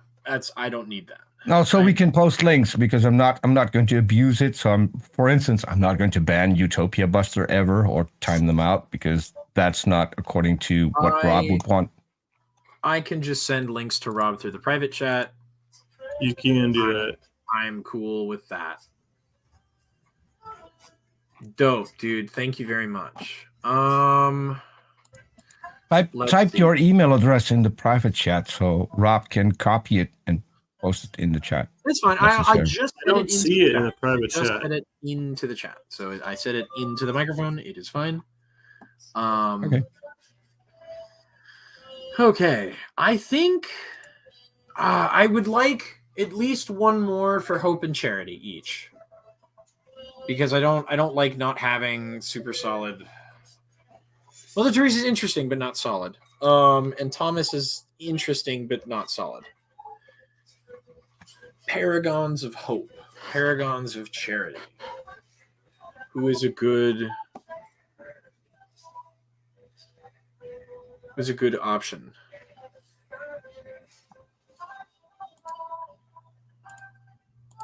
Any other suggestions? Hope and charity. Hope and what about if we had a pastor in here? I know you have pastor friends, Rob. You should have invited. I wish I hadn't been driving all day today. I would have sat there and talked to you. So we can have it up to present day. Is that what you're saying? I mean, yeah, as long as they're exceptional examples. If you're gonna pick somebody from normal history, they have to be exceptional examples. Again, Joan of Arc.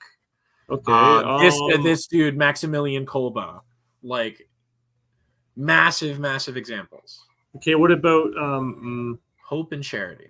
What about Ananias in the Book of Acts, whose alms go up to the presence of God in the Book of Acts? And he's the guy that Paul brings to have his sight restored.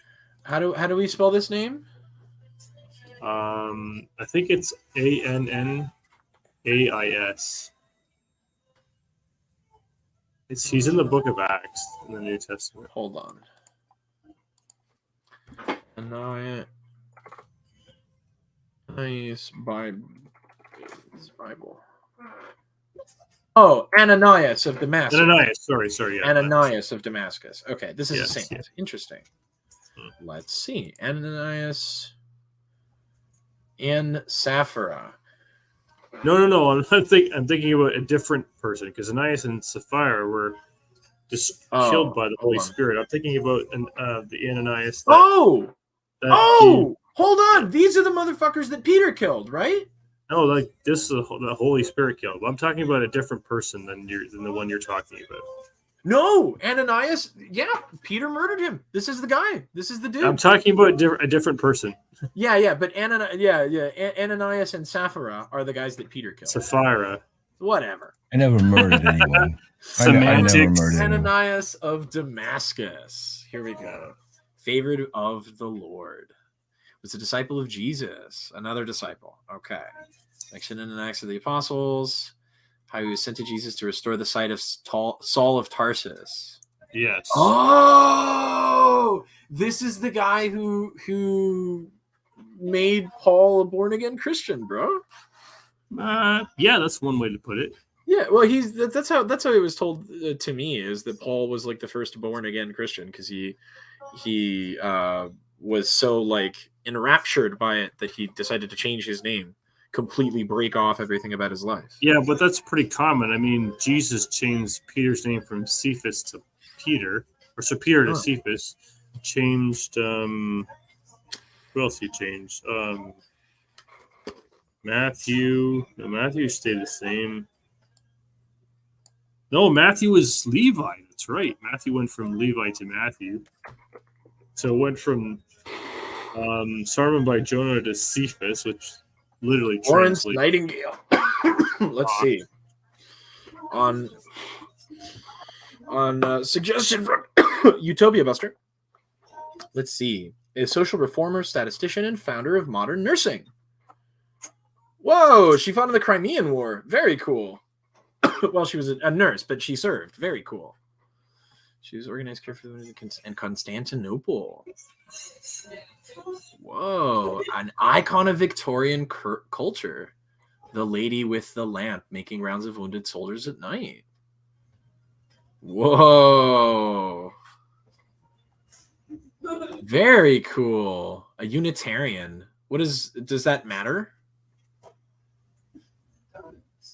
Would that be a reason to not add her? What does it mean to be a Unitarian in your context? Rob, does that word mean anything to you? Yeah, it means people that believe that Jesus isn't God. Huh? What do you mean? What do you mean? People that think Jesus isn't God? Unitarians don't think Jesus is God. What do they think he is then? I mean, they believe he's the Messiah. They believe that he's a prophet, that he's a good man, but that he's just... They don't believe in the Trinity. Unitarians. They don't believe in the Trinity.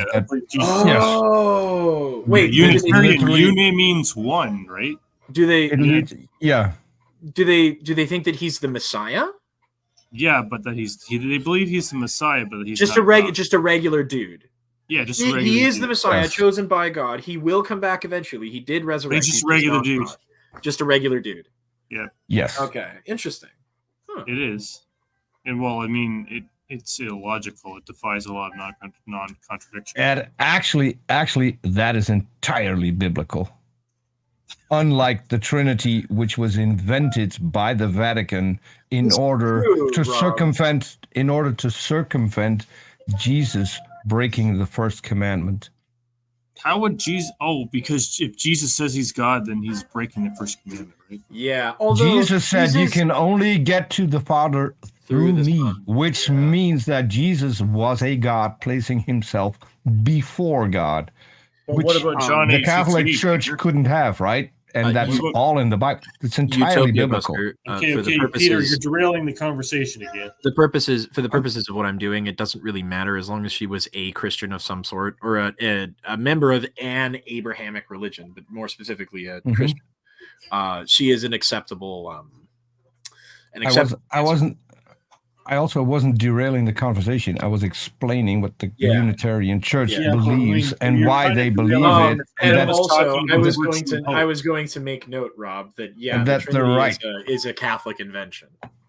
That it is extra biblical. That actually, I disagree with that on the Facebook, but that's you can disagree with that, but you can disagree with history. It doesn't mean it didn't happen. I mean, the Catholics are the guys who literally coined the term the Trinity and the Trinitarian model. But the doctrine from the Trinity was already there in the Bible. The doctrine for the Trinity wasn't there until the Catholic Church made up the doctrine for the Trinity. Yeah, this is documented, well documented, Rob. So you can disagree with that, but then you're going to disagree with reality. Okay, whatever, Peter. Unitarianism. It's documented. Peter, history. I'm not interested in this topic right now, so let's move on, please. I know you're not, because it goes against your beliefs, but it's true nonetheless. Whatever, Peter. Anyways, Kim. Yeah, so Florence Nightingale, good answer. I will write this down for charity. Florence Nightingale. Effing true. Oh, wow. Peter, you have... Never mind. It doesn't matter. For hope, anybody for hope, at least one more. Did you just look at Twitter? I was going to warn Kim that if that happens, I might be kicked. I was looking at the chat, but I was looking at the chat and the stream. What did you do? Peter triggered Utopia Buster again. No, I responded to Rob on Twitter, but he hasn't seen it yet. Oh yeah, I did see it. I just don't have any interest in responding to it. Or maybe ever. Of course not, because you accused me of something that I didn't do. What did I accuse you of? Actually, speaking of something that Rob said on Twitter, how is do you think that Catholics pray to Mary? Well, certainly they do. I can tell you from firsthand experience that is not true. We do not pray to represent Mary. Over 1 billion Catholics. I can tell you from the way that I was taught in a Roman Sunday school and a Roman catechism, I received education about this. Catholics do not pray to Mary. They ask her to intercede on our behalf with God. Mary is God's secretary. So then Jesus lied in John 14. No. Mary is God's secretary. She takes in. Yeah, this is an analogy. She takes in prayer requests, We're not praying to her. We're asking her to pass on a prayer to God. Because she's closer to God and is more effectively able to deliver these prayers to him. That is all.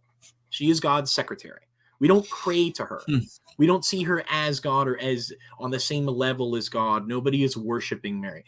To be completely fair, though, in Latin America, Mary is sometimes displayed more prominently than Jesus because Mary is seen as the progenitor of Christendom in Latin America.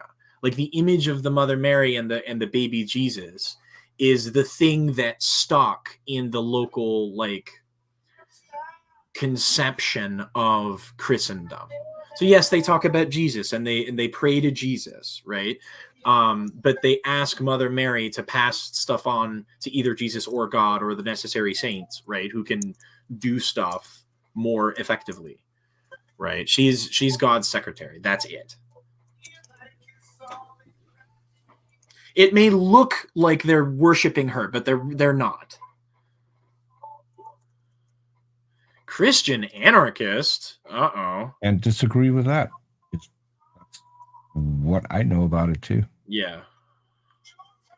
I can tell you right now because I was fucking raised in it and I was taught, I was instructed on that.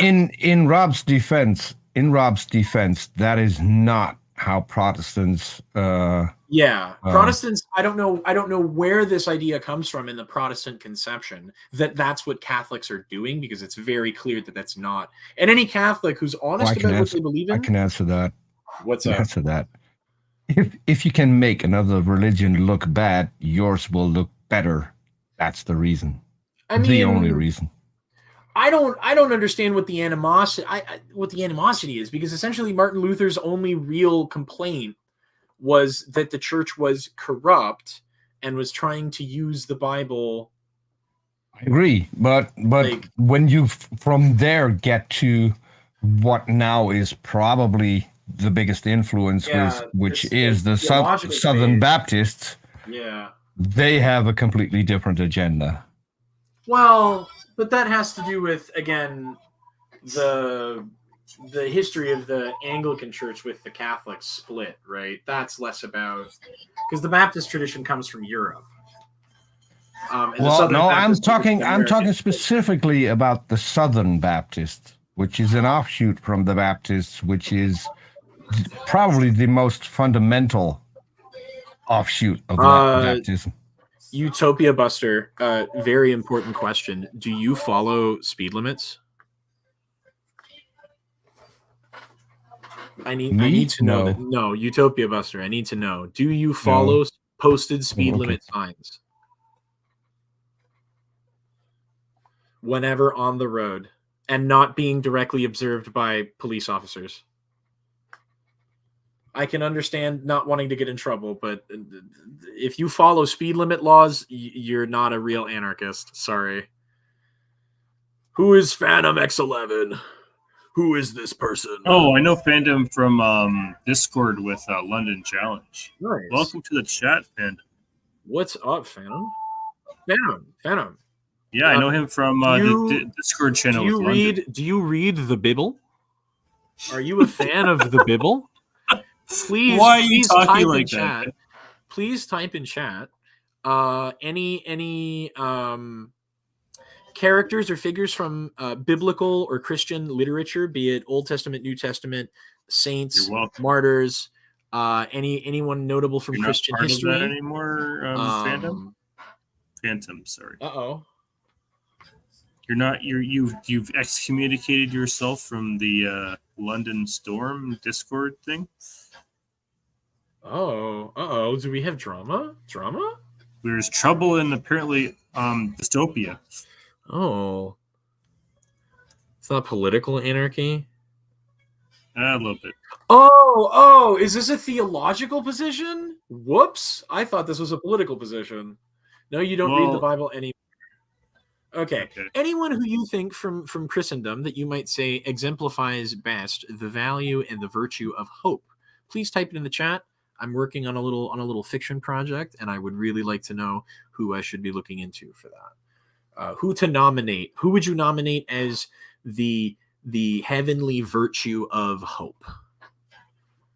I want at least one more option from tonight's session before I go on and do some research.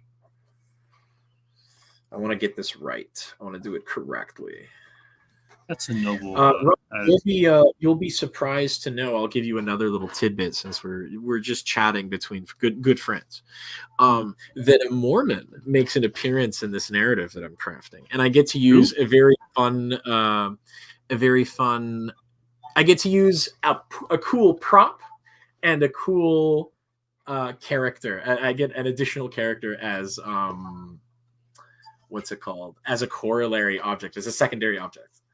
A Mormon elder makes an appearance in this narrative, who is visited by the angel Moroni and handed the sword of Laban, which is a holy sword in the Book of Mormon. And I won't reveal anything more. What do you think? What do you think about Mormon? I want to get your opinion. What is the Protestant view on Mormons? On Mormons. Yes, the DLC buyers of the Christian world, because they came with additional content. Yeah. Well, I mean, Revelation kind of rules them out as having any authority, and because they add Interesting to the Book of Life. So, and Joseph Smith is a demonstrable, obvious false prophet. What makes you say that? What is false about Joseph Smith? Because that's a good question. He made predictions that didn't come true within his lifetime. Like people made predictions about Jesus. Hold on. We're not doing that. We're not doing that. That's not how we're doing this. Okay. This is my question, Peter. All right. So, predictions by Joseph Smith. Mm-hmm. Let's Google this. Oh, you're Googling Revelation. It. If Revelation prophesies. If the first result coming up is not the show that I'm producing, then Google is corrupt. It cannot be believed. What the heck, Peter? What? When I got on here was after we did a show on the Book of Mormon. We have only a few pages left. The last show on the Book of Mormon will be in 2 weeks. Hold on, Peter, you are a better resource for this than Google. What predictions does Joseph Smith make as part of the Book of Mormon? I couldn't tell you because I'm the producer, which means that I miss about 80% of the show because I need to, first of all, Peter, I need to run the show, and I run the chat. I can't read messages in chat There's a and listen. Wikipedia page about it. Look at that. A table of prophecies organized by date. Holy shit! Let's go. Holy shit! Whoa, dude! If you want to know, if you want to know, contact Bryce Blankenagel. Okay. He is, as far as I'm concerned, the best person to talk to about that because he's an ex-Mormon who won't classify himself as ex-Mormon, but as a cultural Mormon. Oh no! Because he grew up in the Mormon religion. So a lot of his identity is still, but he's also one of their fiercest critics and has a channel talking only about the Book of Mormon. Gentlemen, I have cotton mouth real fucking bad. So I'm going to go get some ice water and we will talk about Joseph Smith's prophecies in just 2 minutes. Can we call a quick bio break, gentlemen? Sure. I'm having a great time, boys. I'm having a great time. I'm having you see that I put that Wikipedia thing up on the page? Thank you. We will be looking at it in just a minute. Let me get some water and maybe a snacky snack. I will be back. Hold the phone. Snacky snack.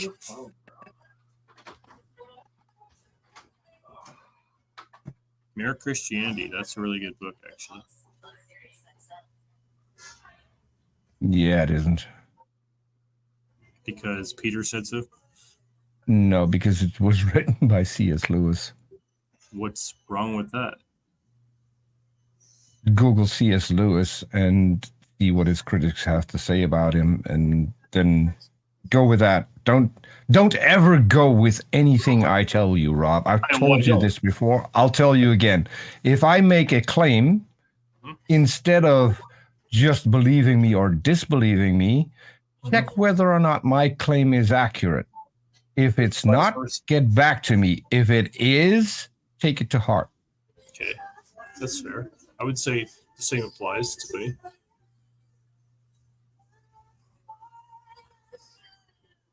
I never make a claim that I wouldn't want you to look up. Same. So Peter, and I've gotten things wrong. Sure you have. And had to apologize for it. And I have no problem doing that either. Same.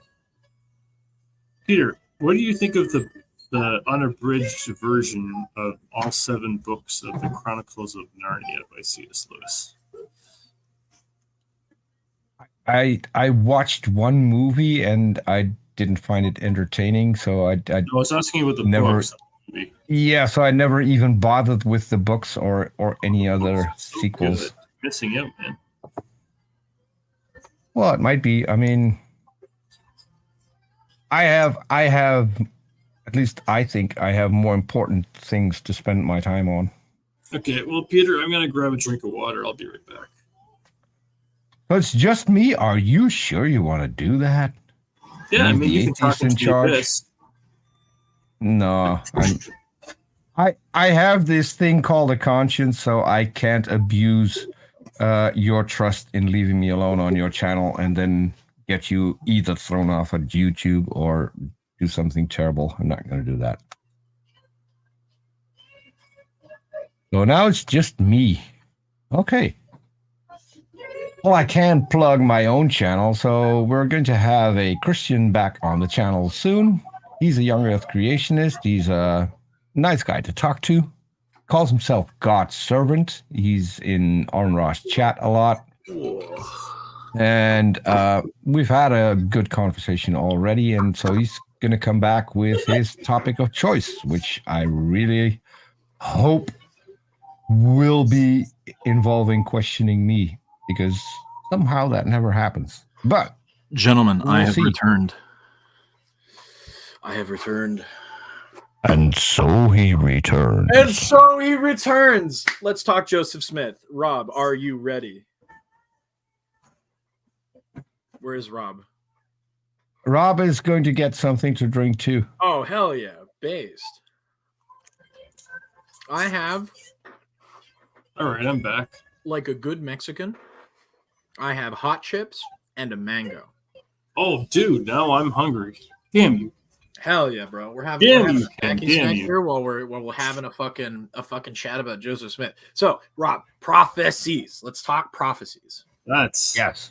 I have it up on my end, so I don't have to read off of the screen. I like the one. I am Jesus Christ, the Son of God. Wherefore, gird up your loins, and I will suddenly come to my temple. Even so, amen. Where are we reading this? Whoa, holy shit. Jesus Christ appeared to him. Oh, yeah, that's right. Right. And Oliver Crowdy on it's April the third time. It's the third prophecy. I am Jesus. And Jesus appeared to him. Mm-hmm. Yeah, but boom, where do prophecy fulfilled. We only have record of this in the Book of Mormon, which makes it. I mean, we only have record of all of the Bible's prophecies in the Bible. Nah, we have extra biblical. Yeah. Yeah, give me one extra biblical source for one prophecy.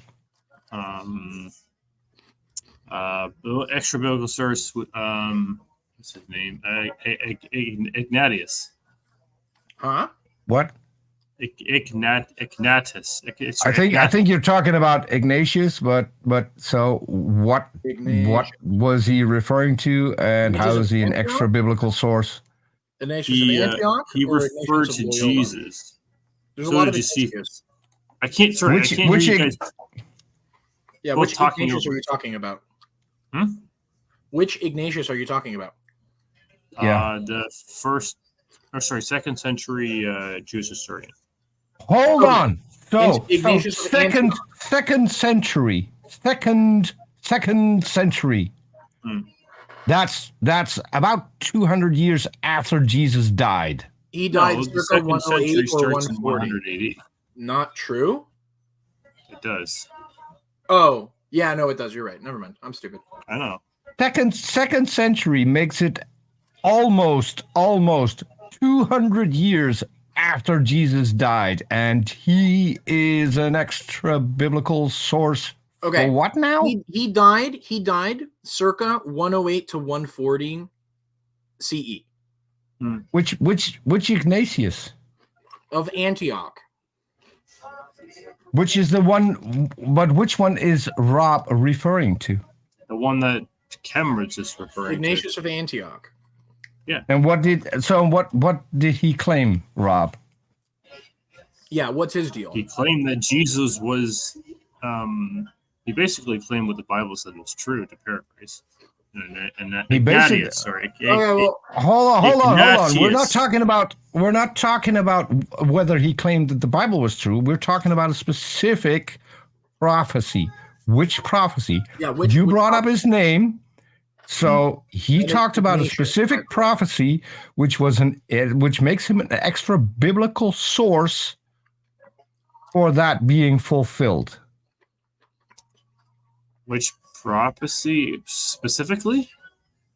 Yeah, you said considering the considering Bible has- that the guy was born long after Jesus died, I'm really curious how you're going to shoehorn him in. So hold on. You said that the miracles described in the Bible, right, have extra biblical sources, meaning No. He said a specific I didn't prophecy say in the that. Bible. He said prophecies in the Bible have extra biblical sources, and I told him to That's name not what one. I said, Peter. That's not And what I said. I asked you to name one prophecy hold on. with an extra biblical source, and then you came up with Ignatius of Antioch, and now we've asked you what the prophecy. Peter, shut up. Peter, shut up. No, for a I'm not second. shutting up because you're not listening. No, you're not listening You to said me. something. You said something, and now you cannot back it up, and now you're getting mad. hold Don't on. get mad guys, at me. Guys. This is unnecessary. Rob. Yeah. You said that the prophecies described in the Bible have been fulfilled, and there is extra biblical sources that corroborate this, right? No. What I was trying to say is that there are extra biblical sources that corroborate Jesus. I wasn't talking about miracles. Okay, and prophecy. his life or his resurrection? Both. Which extra biblical source confirms that Jesus rose from the dead? Josephus. Josephus. Mm-hmm. Okay. Let's look at which Josephus. Josephus. Roman Jewish historian. I love it that I get muted when I call Robbie out on a lie. I wasn't lying, Peter. You just don't shut up. I I was repeating. Can't have that, and you keep muting me, but you can't have that, right? People can go and watch. Hold on. Peter, just let Kim and me talk. How old are you? 5? Hey, come on, man. Let's not do that. Do you need? No, I'm just curious. Do you need to silence people if they point out where you were wrong? I'm just Rob? having a conversation. Is that how you do You're things? derailing.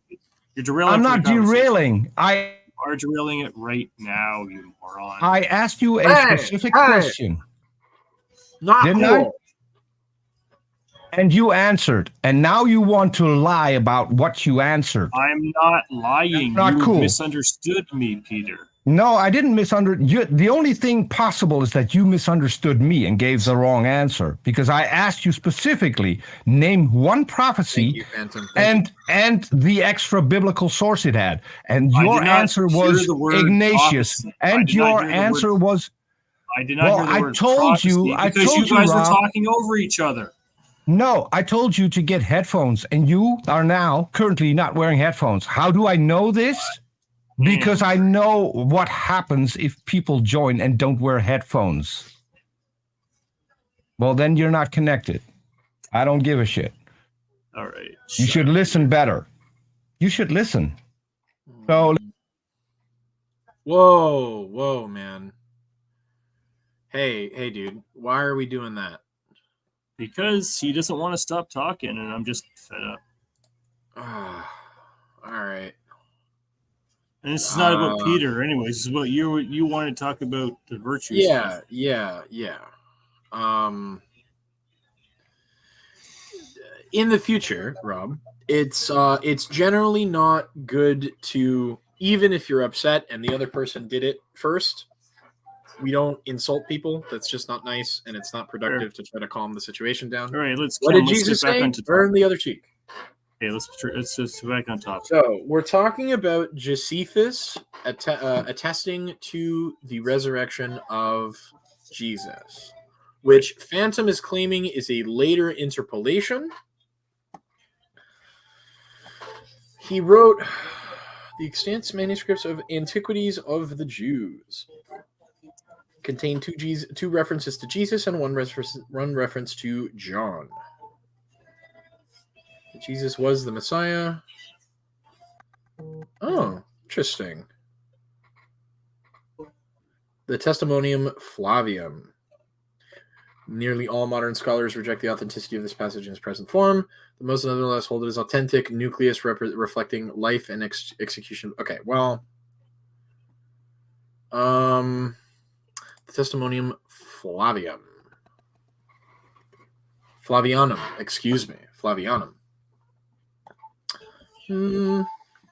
But at this time there lived Jesus, a wise man, if indeed one ought to call him a man, for he was one who performed surprising deeds and was a teacher of such people as accept the truth gladly. He won over many Jews and many of the Greeks. He was the Christ. Cool. Okay, so now, is this is a part of the Christian narrative. That's all that I care about. I don't care about the historicity of it. You would consider Josephus writing on the Jews to be a part of the Christian narrative, correct?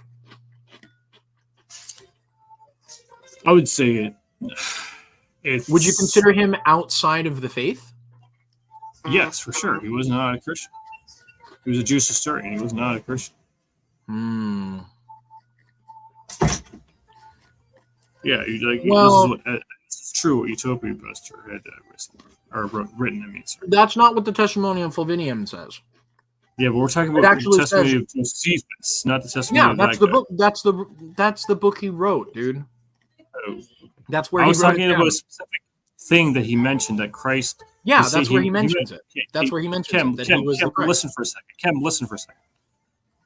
Josephus said that he appeared on the third day, restored to life. That's what Josephus.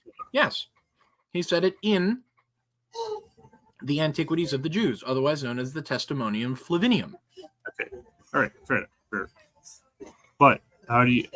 Is that not extra biblical corroboration about the testimony of Jesus?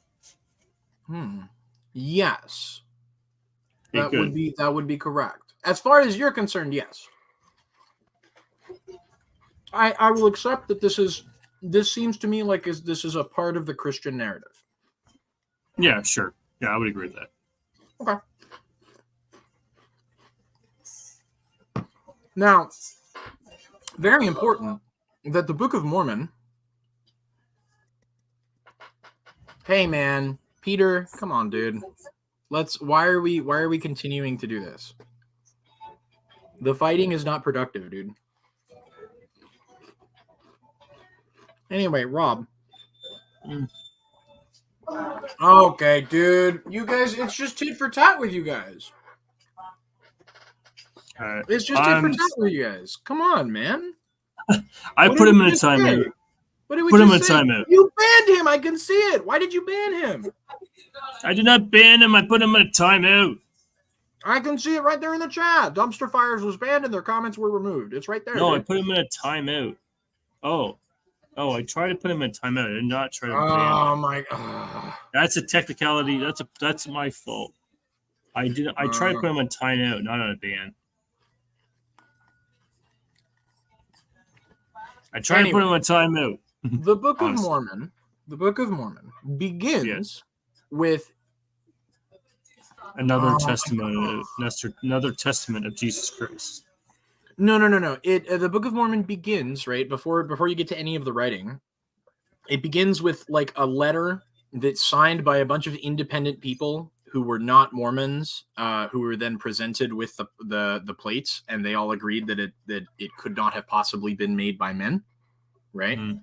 And they attest to the truth of everything that Joseph Smith told them, like Mhm. independently. So why is that how is that any different to Josephus?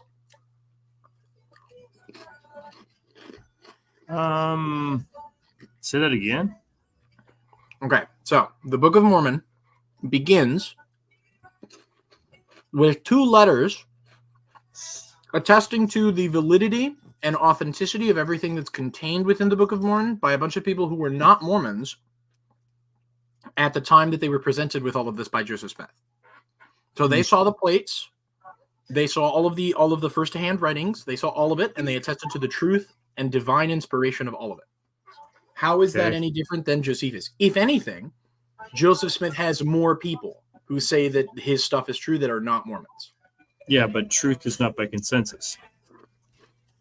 Well, that is literally the argument that you just made. No, Josephus is the consensus here from an extra biblical source, right? And that letter Right. would be outside of the Book of Mormon. These are a bunch of different, a bunch of independent people who have attested to it. Mhm. They're not Mormons. It's not a part of the writing. But It's not diegetic, if you will. I don't know what you mean by that. Diegetic meaning contained within the context of the story. True, right? but neither was the Book of Everything that Mormon. happens in the Book of Mormon is diegetic. Yeah, itself, but within right? the Book of Mormon, the Book of Mormon is not in the is not part of the Bible or in the Bible. Right. But well, the Mormons would say that it's an addition to the Bible. It's the third part of a trilogy, right? That the whole thing is the Bible. It's the Old Testament, the New Testament, and the Book of Mormon. All 3, one book. Okay. So they have external validation as well. They have extra biblical validation. Of I see. You're saying you're using this analogously. Well, yeah, that's what I'm saying. That's literally what I'm saying. Okay, so you're saying that how is it any different from what Josephus is doing? Kim. So you're saying analogously, there's actually more credibility for the Book of Mormon and Joseph Smith than there is for Josephus and his I will grant you that they are of equal importance. It's independent testimony, right? Independent, right. Yeah, it's independent of the actual source text. So yes. Of this, I would agree, but I think there's still more What is the credibility difference for Josephus than for Joseph Smith. Why is that? Because we Josephus are far more removed in time. Kim, just listen to me for a minute. Just listen. Okay. Okay. The reason I say that is because Josephus had nothing to gain by attesting to the resurrection of Christ as a non-believer. He had nothing to gain for that. Okay. So why neither did any of the people. Hey, Kim, just listen for a second. Why would he make it up? Okay. Why would he make it up? I accept that. I accept that. Yeah, absolutely. What makes you think that any of the people that independently validated the Book of Mormon are making it up? Why would they make it up? Well, what did they have? I don't think that they were making it up. I think they were going off a bad source. Okay. I mean, but what if Josephus was going off of a bad source? Well, that's easily refutable. I mean, okay. It doesn't work analogously. What is the refutation? The refutation is that Christ actually did rise from the dead, and there's many sources outside of the Bibles and other than Josephus. Right. Okay. Well, we're talking about an extra biblical source right now, which is Josephus, right? So saying Josephus is extra biblical proof that Jesus rose from the dead. One of them, yeah. Yeah. Because there are extra biblical sources, like this is a circular argument. So you just said extra biblical sources are the proof for extra biblical sources, right? So, but that's fine. I'm talking about Josephus. I'm comparing Josephus to the people who independently attested to the Book of Mormon, right? We can agree that none of these people had anything to gain, right, from attesting to the truth and validity of what they were being presented. Right, correct. Okay, so Josephus had nothing to gain, and the people who attested to the Book of Mormon had nothing to gain. So what is the difference? Why is one true and the other one isn't? Because Josephus was working with good text sources, and the people who were corroborated the Book of Mormon were not. Well, they were working with the source text itself. They were presented with the plates. Right, but the problem was Josephus has more credibility than Joseph Smith because Joseph Smith is no. We're not. Hold on. We're not attesting to the credibility of Joseph Smith. We're attesting to the. We're talking about the credibility of the people who are vouching for him. Right. Okay. That I can't speak for one way or the other because I don't. But how can you speak on it for Josephus? Let me. Josephus is talking to Christians. Okay. Oh, that's simple. I can't speak to the integrity of those who corroborated the Book of Mormon because I don't know one way or enough to say one way or the other. But I know for a fact that Josephus was working with good, credible sources. Okay. Who are Josephus's sources? The Gospels themselves, as well as being. Okay, so they were present. They were all. He was also presented with the source text. Right. So what's but the he was presented with reliable eyewitness testimony, whereas so were the people presented with the plates. The people who attested to the Book of Mormon were talking to Joseph Smith himself and his cohorts, the people who were with him, who also all saw what he was seeing. They participated in the production of the book. Sure. They saw the rocks. They saw the plates. Sure. Right? So what is the difference? Well, in that respect, there is none. Okay, so why is Joseph Smith wrong when he says that his predictions came true? Because the Bible, some of them didn't. Okay, look which one? Like let's like go. Jesus coming back by the time the 20th century ended. Hold on. Let's go back to. Well, you asked a question, man. I'm just answering. Yeah. But I want to have the screen up in front of me so I can locate what you're talking about. Predictions by Joseph Smith. List of prophecies by Joseph Smith. So, there's one about the return of God. Jesus comes to the temple. The hour is nigh when Jesus will return. Claim this is prophecy. No, that's the only one that hasn't come true yet. But neither has yours. You also believe that Jesus hasn't come back yet. Yeah, the hour is nigh and day soon at hand it's a metaphor. It's metaphorical. Just like when you said that the some of you standing here will not taste death was metaphorical or hyperbolic. Yeah, that's different language. Okay, sure. I mean, I would say it's pretty similar. It's hyperbolic, it's metaphorical, it's prophetic, right? Sure, but the time will come soon. He's essentially saying the same thing that Jesus said. The time is coming soon. Well, no, because he said that he basically was saying that Jesus would come back before the end of the 20th century. Jesus never explained. Jesus' prediction about his return was far more ambiguous than that.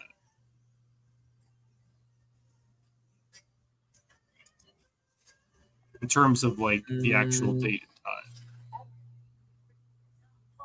The current generation, current LDS theology does not believe in polygamy, Utopia. And also, we're not talking about their legitimacy right now. We're talking about whether or not the book is credible. We're not talking about the Philogeny challenge right now either. So that's what? What does phylogeny have to do with any of this? I thought we weren't talking macro. Last time. No way, you brought out a Tangelo Grasso. Fucking kill me, dude. Who the hell is that? Persistent. Peter, stop. This is not productive, please. Please, man. Let's kumbaya, my lord. Please. This is Peter still? Yes. Oh my god. It's very funny. Yeah, Tangelo. Oh man, this is so much drama. I've had too much drama for one day, man. Oh, hold on. You might be right. Hold on. The coming of the Lord, which is nigh, even 56 years should wind up the scene. Latter-day Saints claim this is not necessarily a prophecy because it was not contained in a revelation, and that Smith may have been expressing an opinion on the timing on the second coming. So this may have been a statement of opinion, not a prophecy. Let's see. Where else? Enemies punished? Oh, look what Peter did to me. My God. What? Peter just literally copied my handle. I did not write guess whose handle I just snagged. This is Peter. No. Yes, he is. Fucking way. Are we seriously doing this? Oh my God, this is just so not productive, guys. This is just not. This is starting to get petty, man. Peter is the legitimate. No, Peter is the epitome of petty. No, why did you ban? He deserved it, man. No. He literally copied my stuff. Cam, shut it. I'm not interested in this. This is so unproductive, man. I know. I'm allowed to run as I think fit. If you don't like it, yeah, I'm not saying that, man. I'm just saying it's just not helpful. It doesn't. Well, it doesn't nothing Peter is doing is helping his case. It doesn't help anybody, dude. And it doesn't make the situation. Let's get back on topic. Let's get back on topic. You might be right. It seems maybe about whether or not Joseph Smith made a specific prediction about the coming of Jesus. There is the wind up in 56 years, which the Church of Latter-day Saints says is not prophetic. It's not a prophetic statement, but a statement of opinion because it didn't happen within the context of Revelation. And there's the current generation thing. Not many years shall pass away before the wicked of this generation will be swept off the face of the earth, and there are those now living upon the earth whose eyes shall not be closed in death until they see all of these things which I have spoken fulfilled. Oof. Latter-day Saints, however, point to the atrocities of the coming civil war in which the Union troops decimated the lands and peoples occupied then by many who had driven the saints from their lands. One non-Mormon who referenced the destruction was General Alexander Doniphan, who, when he saw the burned houses in Missouri, said he recalled Smith's words when Smith, advised him not to purchase land in that region.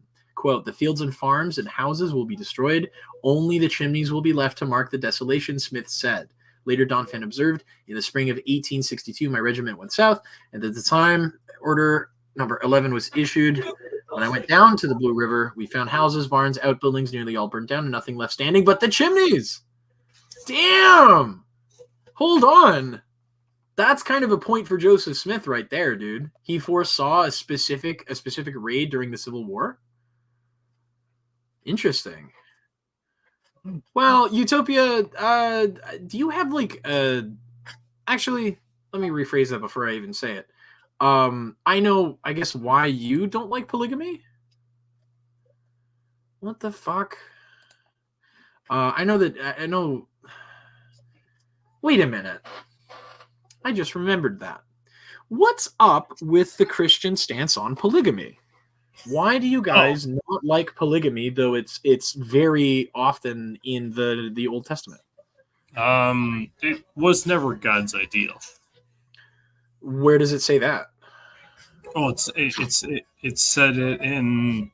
Well, I mean, God created one man for one woman in the beginning, and Jesus says that. Did you not know that and for this reason, the man shall leave his father and mother and be united with his wife, and the two shall become one flesh. It's Matthew 19, quoting Genesis 2:24. Oh my God! What stops you from being Peter? Come on, dude. This is what are we doing? What are we doing, man? Rob, is it just back and forth? I'm not going to put up with this crap, man. the solution is talking it out, man. Not Well, I'm not interested in talking to Peter. Peter's just going to get under my skin, and I'm going to say something I don't want to say. I mean, please stop poking at each other, guys. I will. I mean, Peter is being like exceedingly petty and immature. Oh man, he's been saying shit in the private chat. I know. He's threatening, but he's slow, man. Anyways, don't worry about Peter. We're not here for Peter. I'm sorry I didn't see your DM earlier, Peter. I have not been looking at my Twitter. Twitter is honestly like it's great to talk to me sort of publicly, but if you want to like quickly get a hold of me, you really should be getting me on Discord or Telegram or something. Yeah, you guys.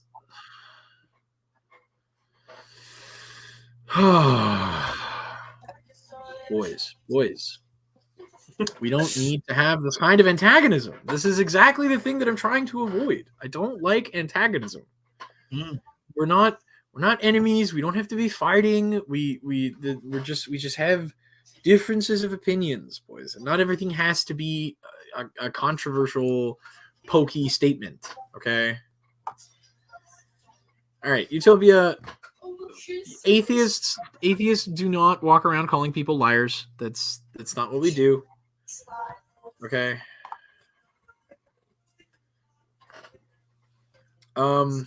Anyway,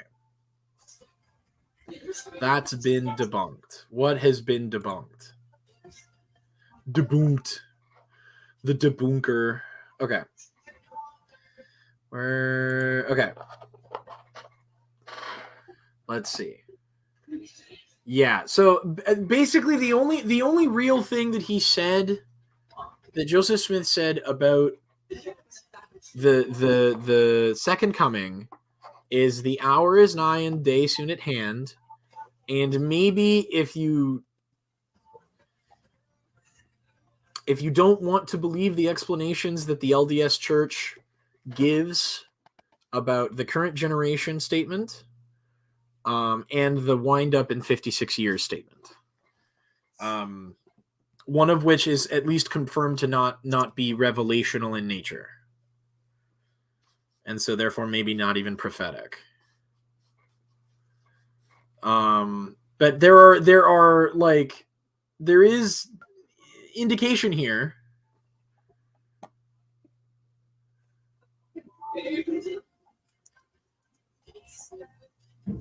There is indication here that he might have predicted some shit, you know. But even if he hasn't, we're trying to establish the credibility of the people who are vouching for him, right? In the same way that we're trying to vouch for Josephus. Peter, what does this get you? What does this gain? What does this net for anybody? This just creates more antagonism. You were just poking for the sake of keeping the fight going when we could just talk it out like adults and not have to be like weird about it, you know? Polygamy in the Old Testament is descriptive and not prescriptive. Okay. So, but I mean, God is clearly allowing it, so it's not like explicitly against the rules. If you know, the children of Noah are being allowed to do it, right? The descendants of these great kings who are being blessed by God are all polygamous. I mean, some of the people that the Lord seems to favor are polygamists. They're not punished for it. Solomon had how many concubines? How many wives? No, it's not about. It's not, dude, just take the high road. Just be the bigger man. Just own up to what you did. It's not about order, bro. No, you guys are just having an argument. It's not necessary. It's not necessary to do this. Just, you know, we're just being aggressive about it. There's no need to be aggressive.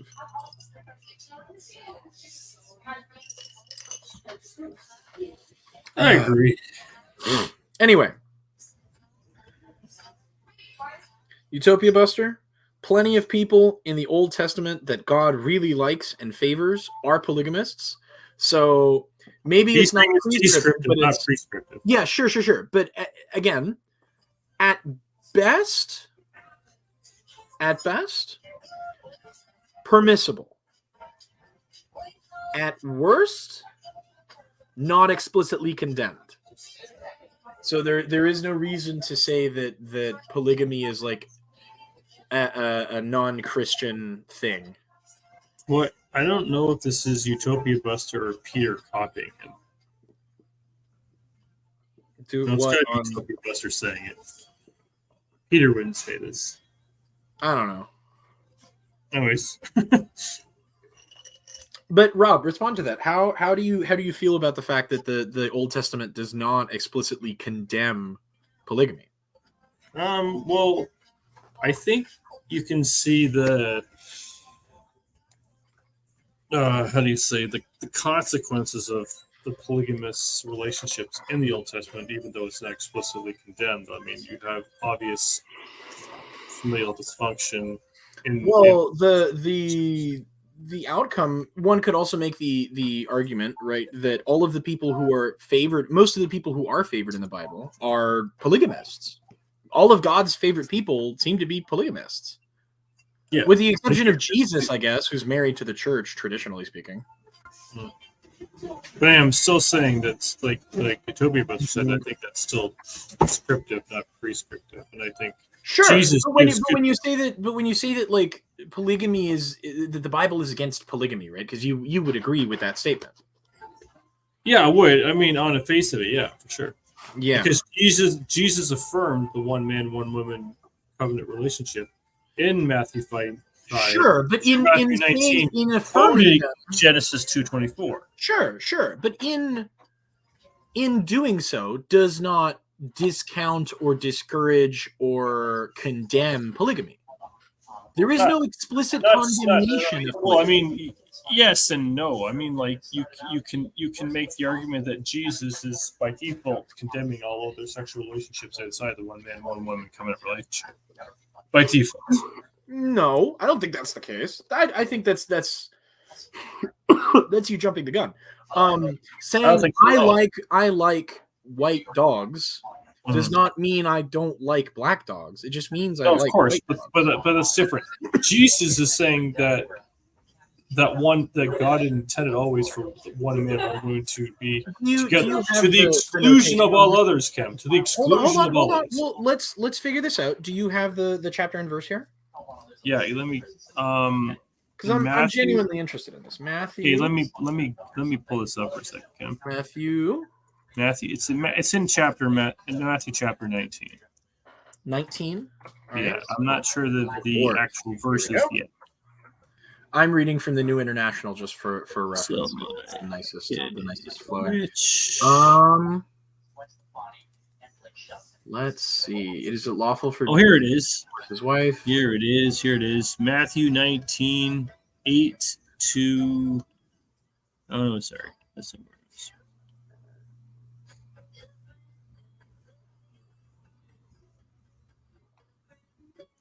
Is it lawful for a man to divorce his wife for any and every reason? Haven't you read, he replied, that at the beginning the Creator made them male and female, and for this reason a man will leave his father and mother and be united to his wife, and the two shall become one flesh.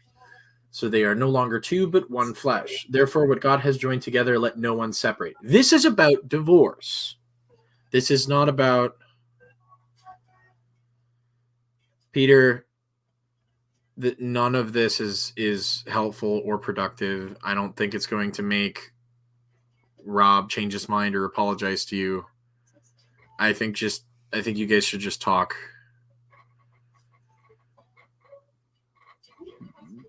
What does this accomplish?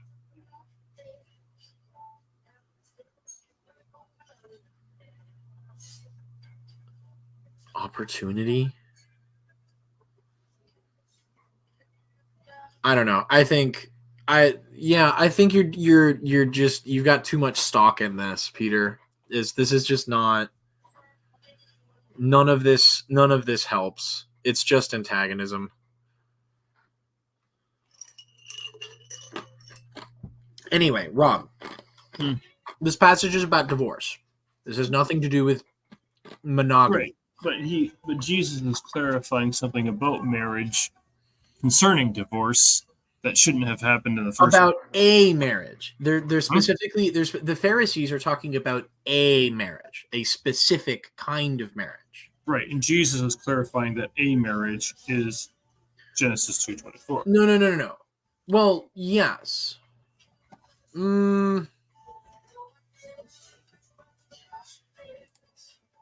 Okay, hold on. Copy. Hold on. Okay. I'm holding. Genesis 1. No, 2:24.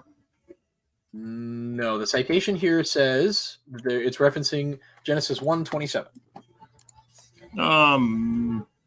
Well, it's For God created mankind 1:27 and 2:24. Yeah, in the image of God, he created them, male and female, he created them. Be fruitful and increase in number. Fill the earth and subdue it. He made them male and female, definitely. And he told them to be fruitful and increase in number. This does not prescribe any particular kind of marriage. This describes that he made two kinds of people, male and female, and that he told them to go have a bunch of babies. And practically speaking, I think you and I can both agree that if you increase the number of women that you are mating with, you are increasing the number of children that you are having. Of course. So I think that even the argument could even be made that God is tacitly promoting polygamy by saying that the only real goal here is to have as many babies as possible. That's a big stretch. I don't think that's a big stretch. I mean, that's kind of it's right there. No mention about how marriage must be conducted. No limits on marriage one way or another. No indication that marriage is even necessary. You don't think Genesis 2:22 puts a prohibition on the number of people you should be married? Hold on. 2. Let's look at Genesis 2. 24. And the man said, "Now this is now bone of my bones and flesh of my flesh, and she shall be called woman." Hey, wait a minute. Genesis 2:24? Hey, wait a minute. What? That's weird. Didn't that just happen? What? What? This doesn't make Rob, hold on. This doesn't make any sense. What are you talking about? This is describing. Are you sure you're in 2:24 or 1:24? I'm in Genesis chapter 2 here, and now I'm reading back a little bit further. So the Lord God caused man to fall into a deep sleep, and while he was sleeping, he took one of the man's ribs and closed them up. Wait a minute. This is how he's making Eve. Right. But he already made Eve in the last chapter. Well, no. He made Eve in the first chapter. This is getting more descriptive. This is an elaboration of that. Not elaborate. Yeah, elaboration is a good word. Elaboration? Mm-hmm. Expanding on it. He's expanding on the detail. Okay, it just seems like he's repeating himself. That's weird, but okay, whatever. The man said, "This is now bone of my bones and flesh of my flesh. She shall be called woman, for she was taken out of man. That is why a man leaves his father and mother and is united to his wife, and they become one flesh. Adam and his wife were both naked, and they felt no shame."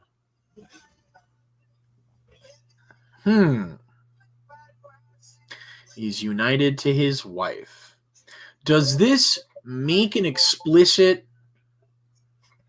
So they become one flesh. Who is to say that one flesh cannot then unite with a different one flesh and make another combined one flesh?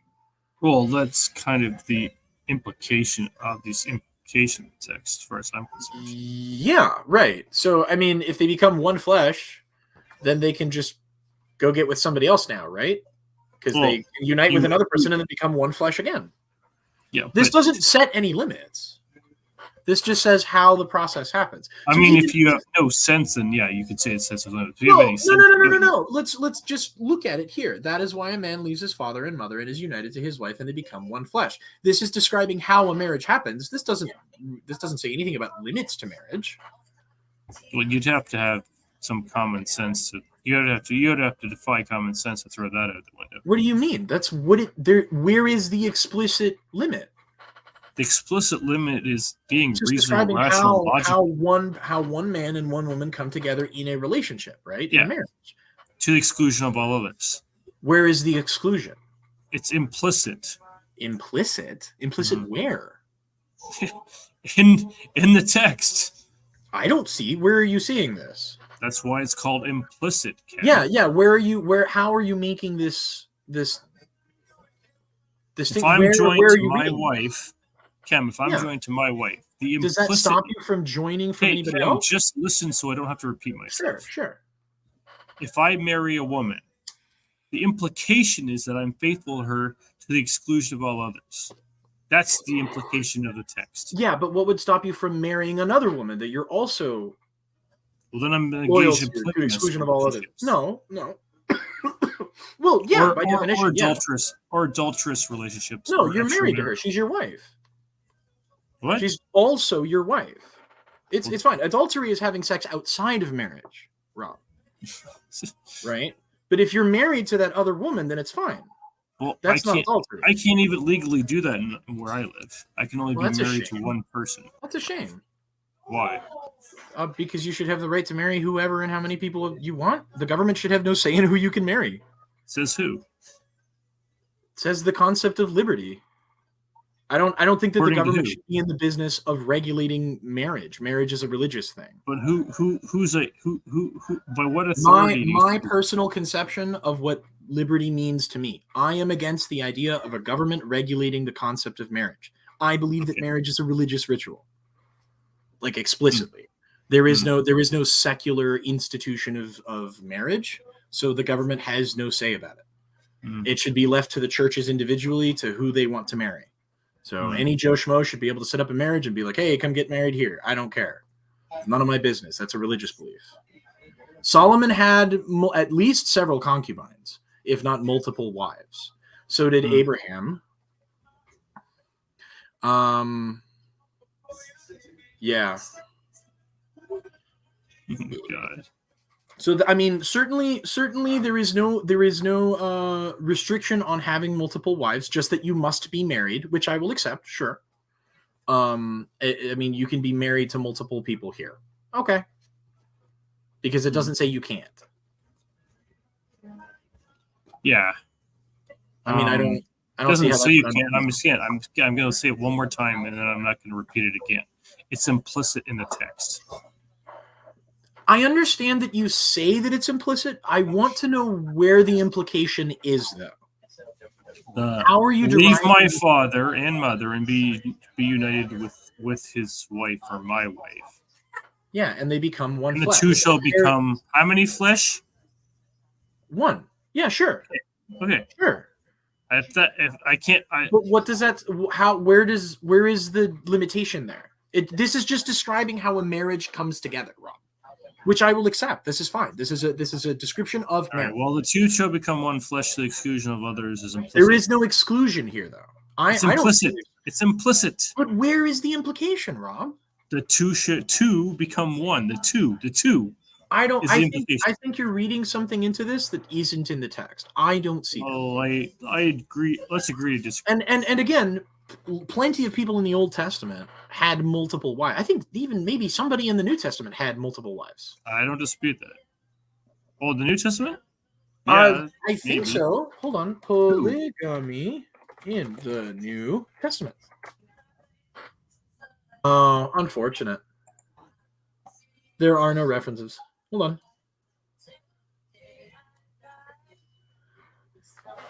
I mean, the Jews at the time were still practicing it, which was one of the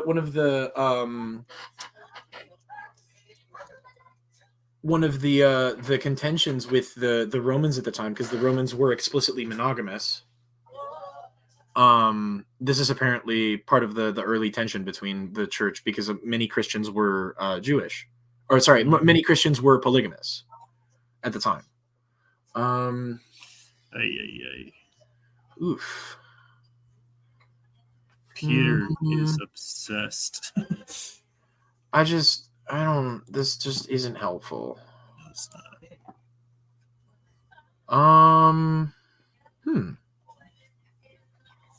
Let's see. New Testament. 3 passages in the pastoral epistles in 1 Timothy 3:2, 1 Timothy 3:12, and Titus 1:6 state that church leaders should be husband of one wife. There you go. Monogamy. Denominations as a prohibition of polygamy. Others argue that polygamy is allowed, but not for church leaders. Others still argue that the passage only prevents church leaders from divorcing their first wives. Oh, so there are differing views on this.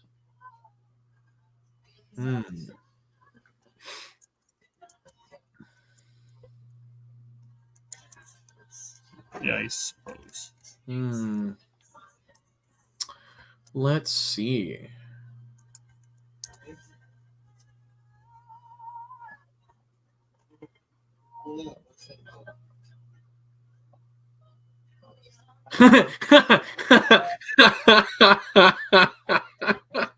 My guy,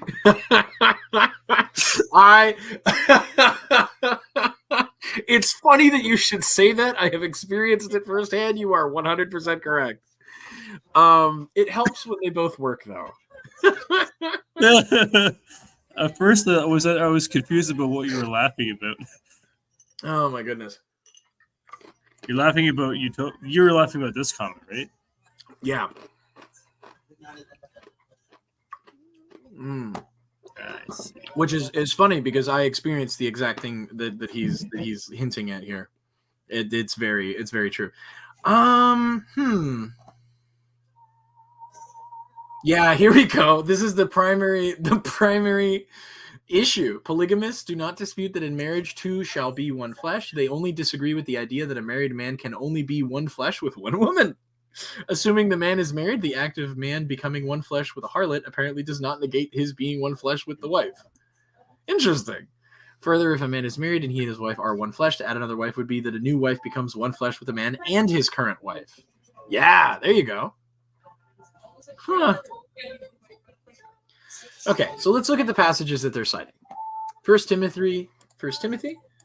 All right, now we're almost going on for 3 hours here, Kim. We gotta call it by 3. What do you mean? We're just Oh, whoops! Are we in the wrong version? Oh, I mean what I said, and I said what I mean. Come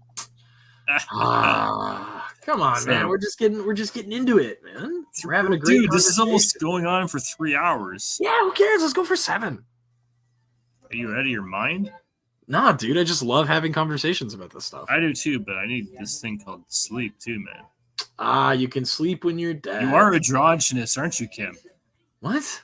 I'm totally messing with you. Come on, dude. You know that's not what that word means. I do know what the word means. Androgynous. Neither male or female. I'm very totally masculine. I promise. Totally messing with it. Although, unless you consider bottoms to be non-masculine, well, then we might have an argument. Say that again? No, I'm good. So, Kim. Yes, sir. New Catholic. Is there any questions you had about hope and charity? Unless you have any other suggestions, my man. I am out of. I'm out of suggestions. Oops. Shit. Okay. I appreciate your help very much. I will be looking into these topics. And hopefully at a later point I will be able to get back to you and let you know how I made my decisions. All right, and hopefully and you will be I will credit you if any of this becomes anything. I will credit you as a special thanks for helping me do some background. You can respond to this before we sign off. Polygamy may have ended due to Roman influence, potentially. I wouldn't argue with it. It seems that the literature would indicate that is a possibility. When the Roman political mates with the new Christian religious, I think that's where the majority of the modern Christian traditions come from. I think that the Vatican has poisoned a lot of the discourse about this piece of text, and of course, that's sort of where most of modern Christendom comes from, including all of you guys come from this sort of weird stem when the Roman government kind of like collapses in on top of Christianity, and the church seems to be like the nucleus holding everything together in the political scene, which might be a complete misreading of Roman history, but I don't care. I could be convinced of this point if it is not already what the literature suggests. This is what I think the literature suggests. To be completely clear, I don't understand your position against polygamy or polyamory in general. It seems very strange and ancient and sort of backwards. People should be able to love who they want to love, man. Who gives a shit? What business is it of yours more than anything? What somebody else? Business, it's God's. Well, I mean, you're God, the God that you believe in, right? You can't assume that everybody. The rules of Christianity do not apply to non-Christians, right? Of course. If yes, they do and they don't. They don't. The rules of Christianity apply to those who believe that the rules. Let me explain. Cam, let me explain. Okay. So the rules obviously apply to Christians in that we are under the rule of God. And the rules apply to non-Christians that are actually also under the rule of God, just either don't know it or acknowledge it. The rules apply to the members of your club. They apply to everybody. You don't get to tell people who don't belong to your club how they have to run their lives. No. You misunderstand. Just in the same way that the rules of Islam only apply to Muslims and the rules of the Hindu faith. No, it's the exact same statement. Oh, it's not. Let me explain. Yes, it is. Let me explain. Hold on. Let me finish my point. You think that the rules of Christianity apply to non-Christians because you think that Christianity is true. But if you have no opinion on the matter, right? Because everyone's got an opinion on the matter. I don't. Yeah, you do. No, I don't. I'm quite literally apathetic on the matter. I don't care whether or not your God is real.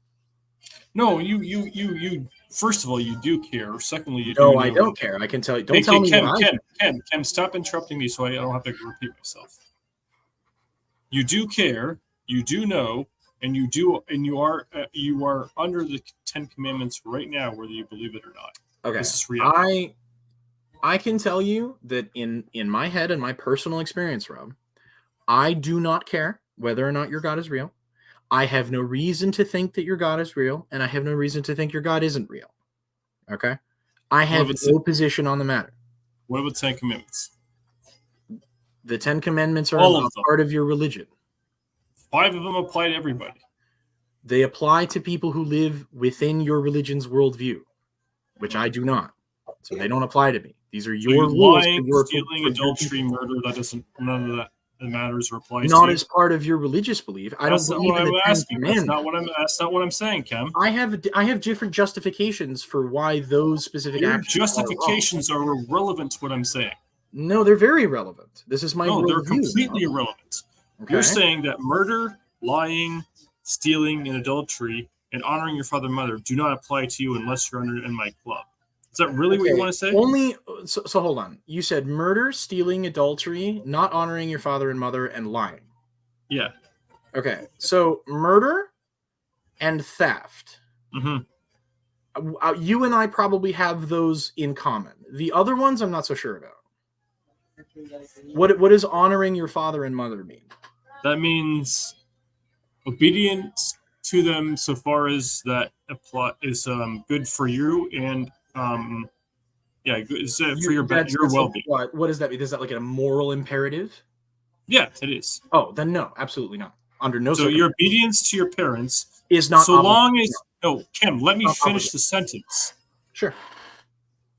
Obedience to your parents, so long as it's for your well-being. Yeah, no obligation. This is not a moral imperative for me. You have no obligation to honor your parents. Even if it's for your well-being. Yeah, you have no obligation. You did not sign any contracts with your parents. So that's irrelevant. Yeah.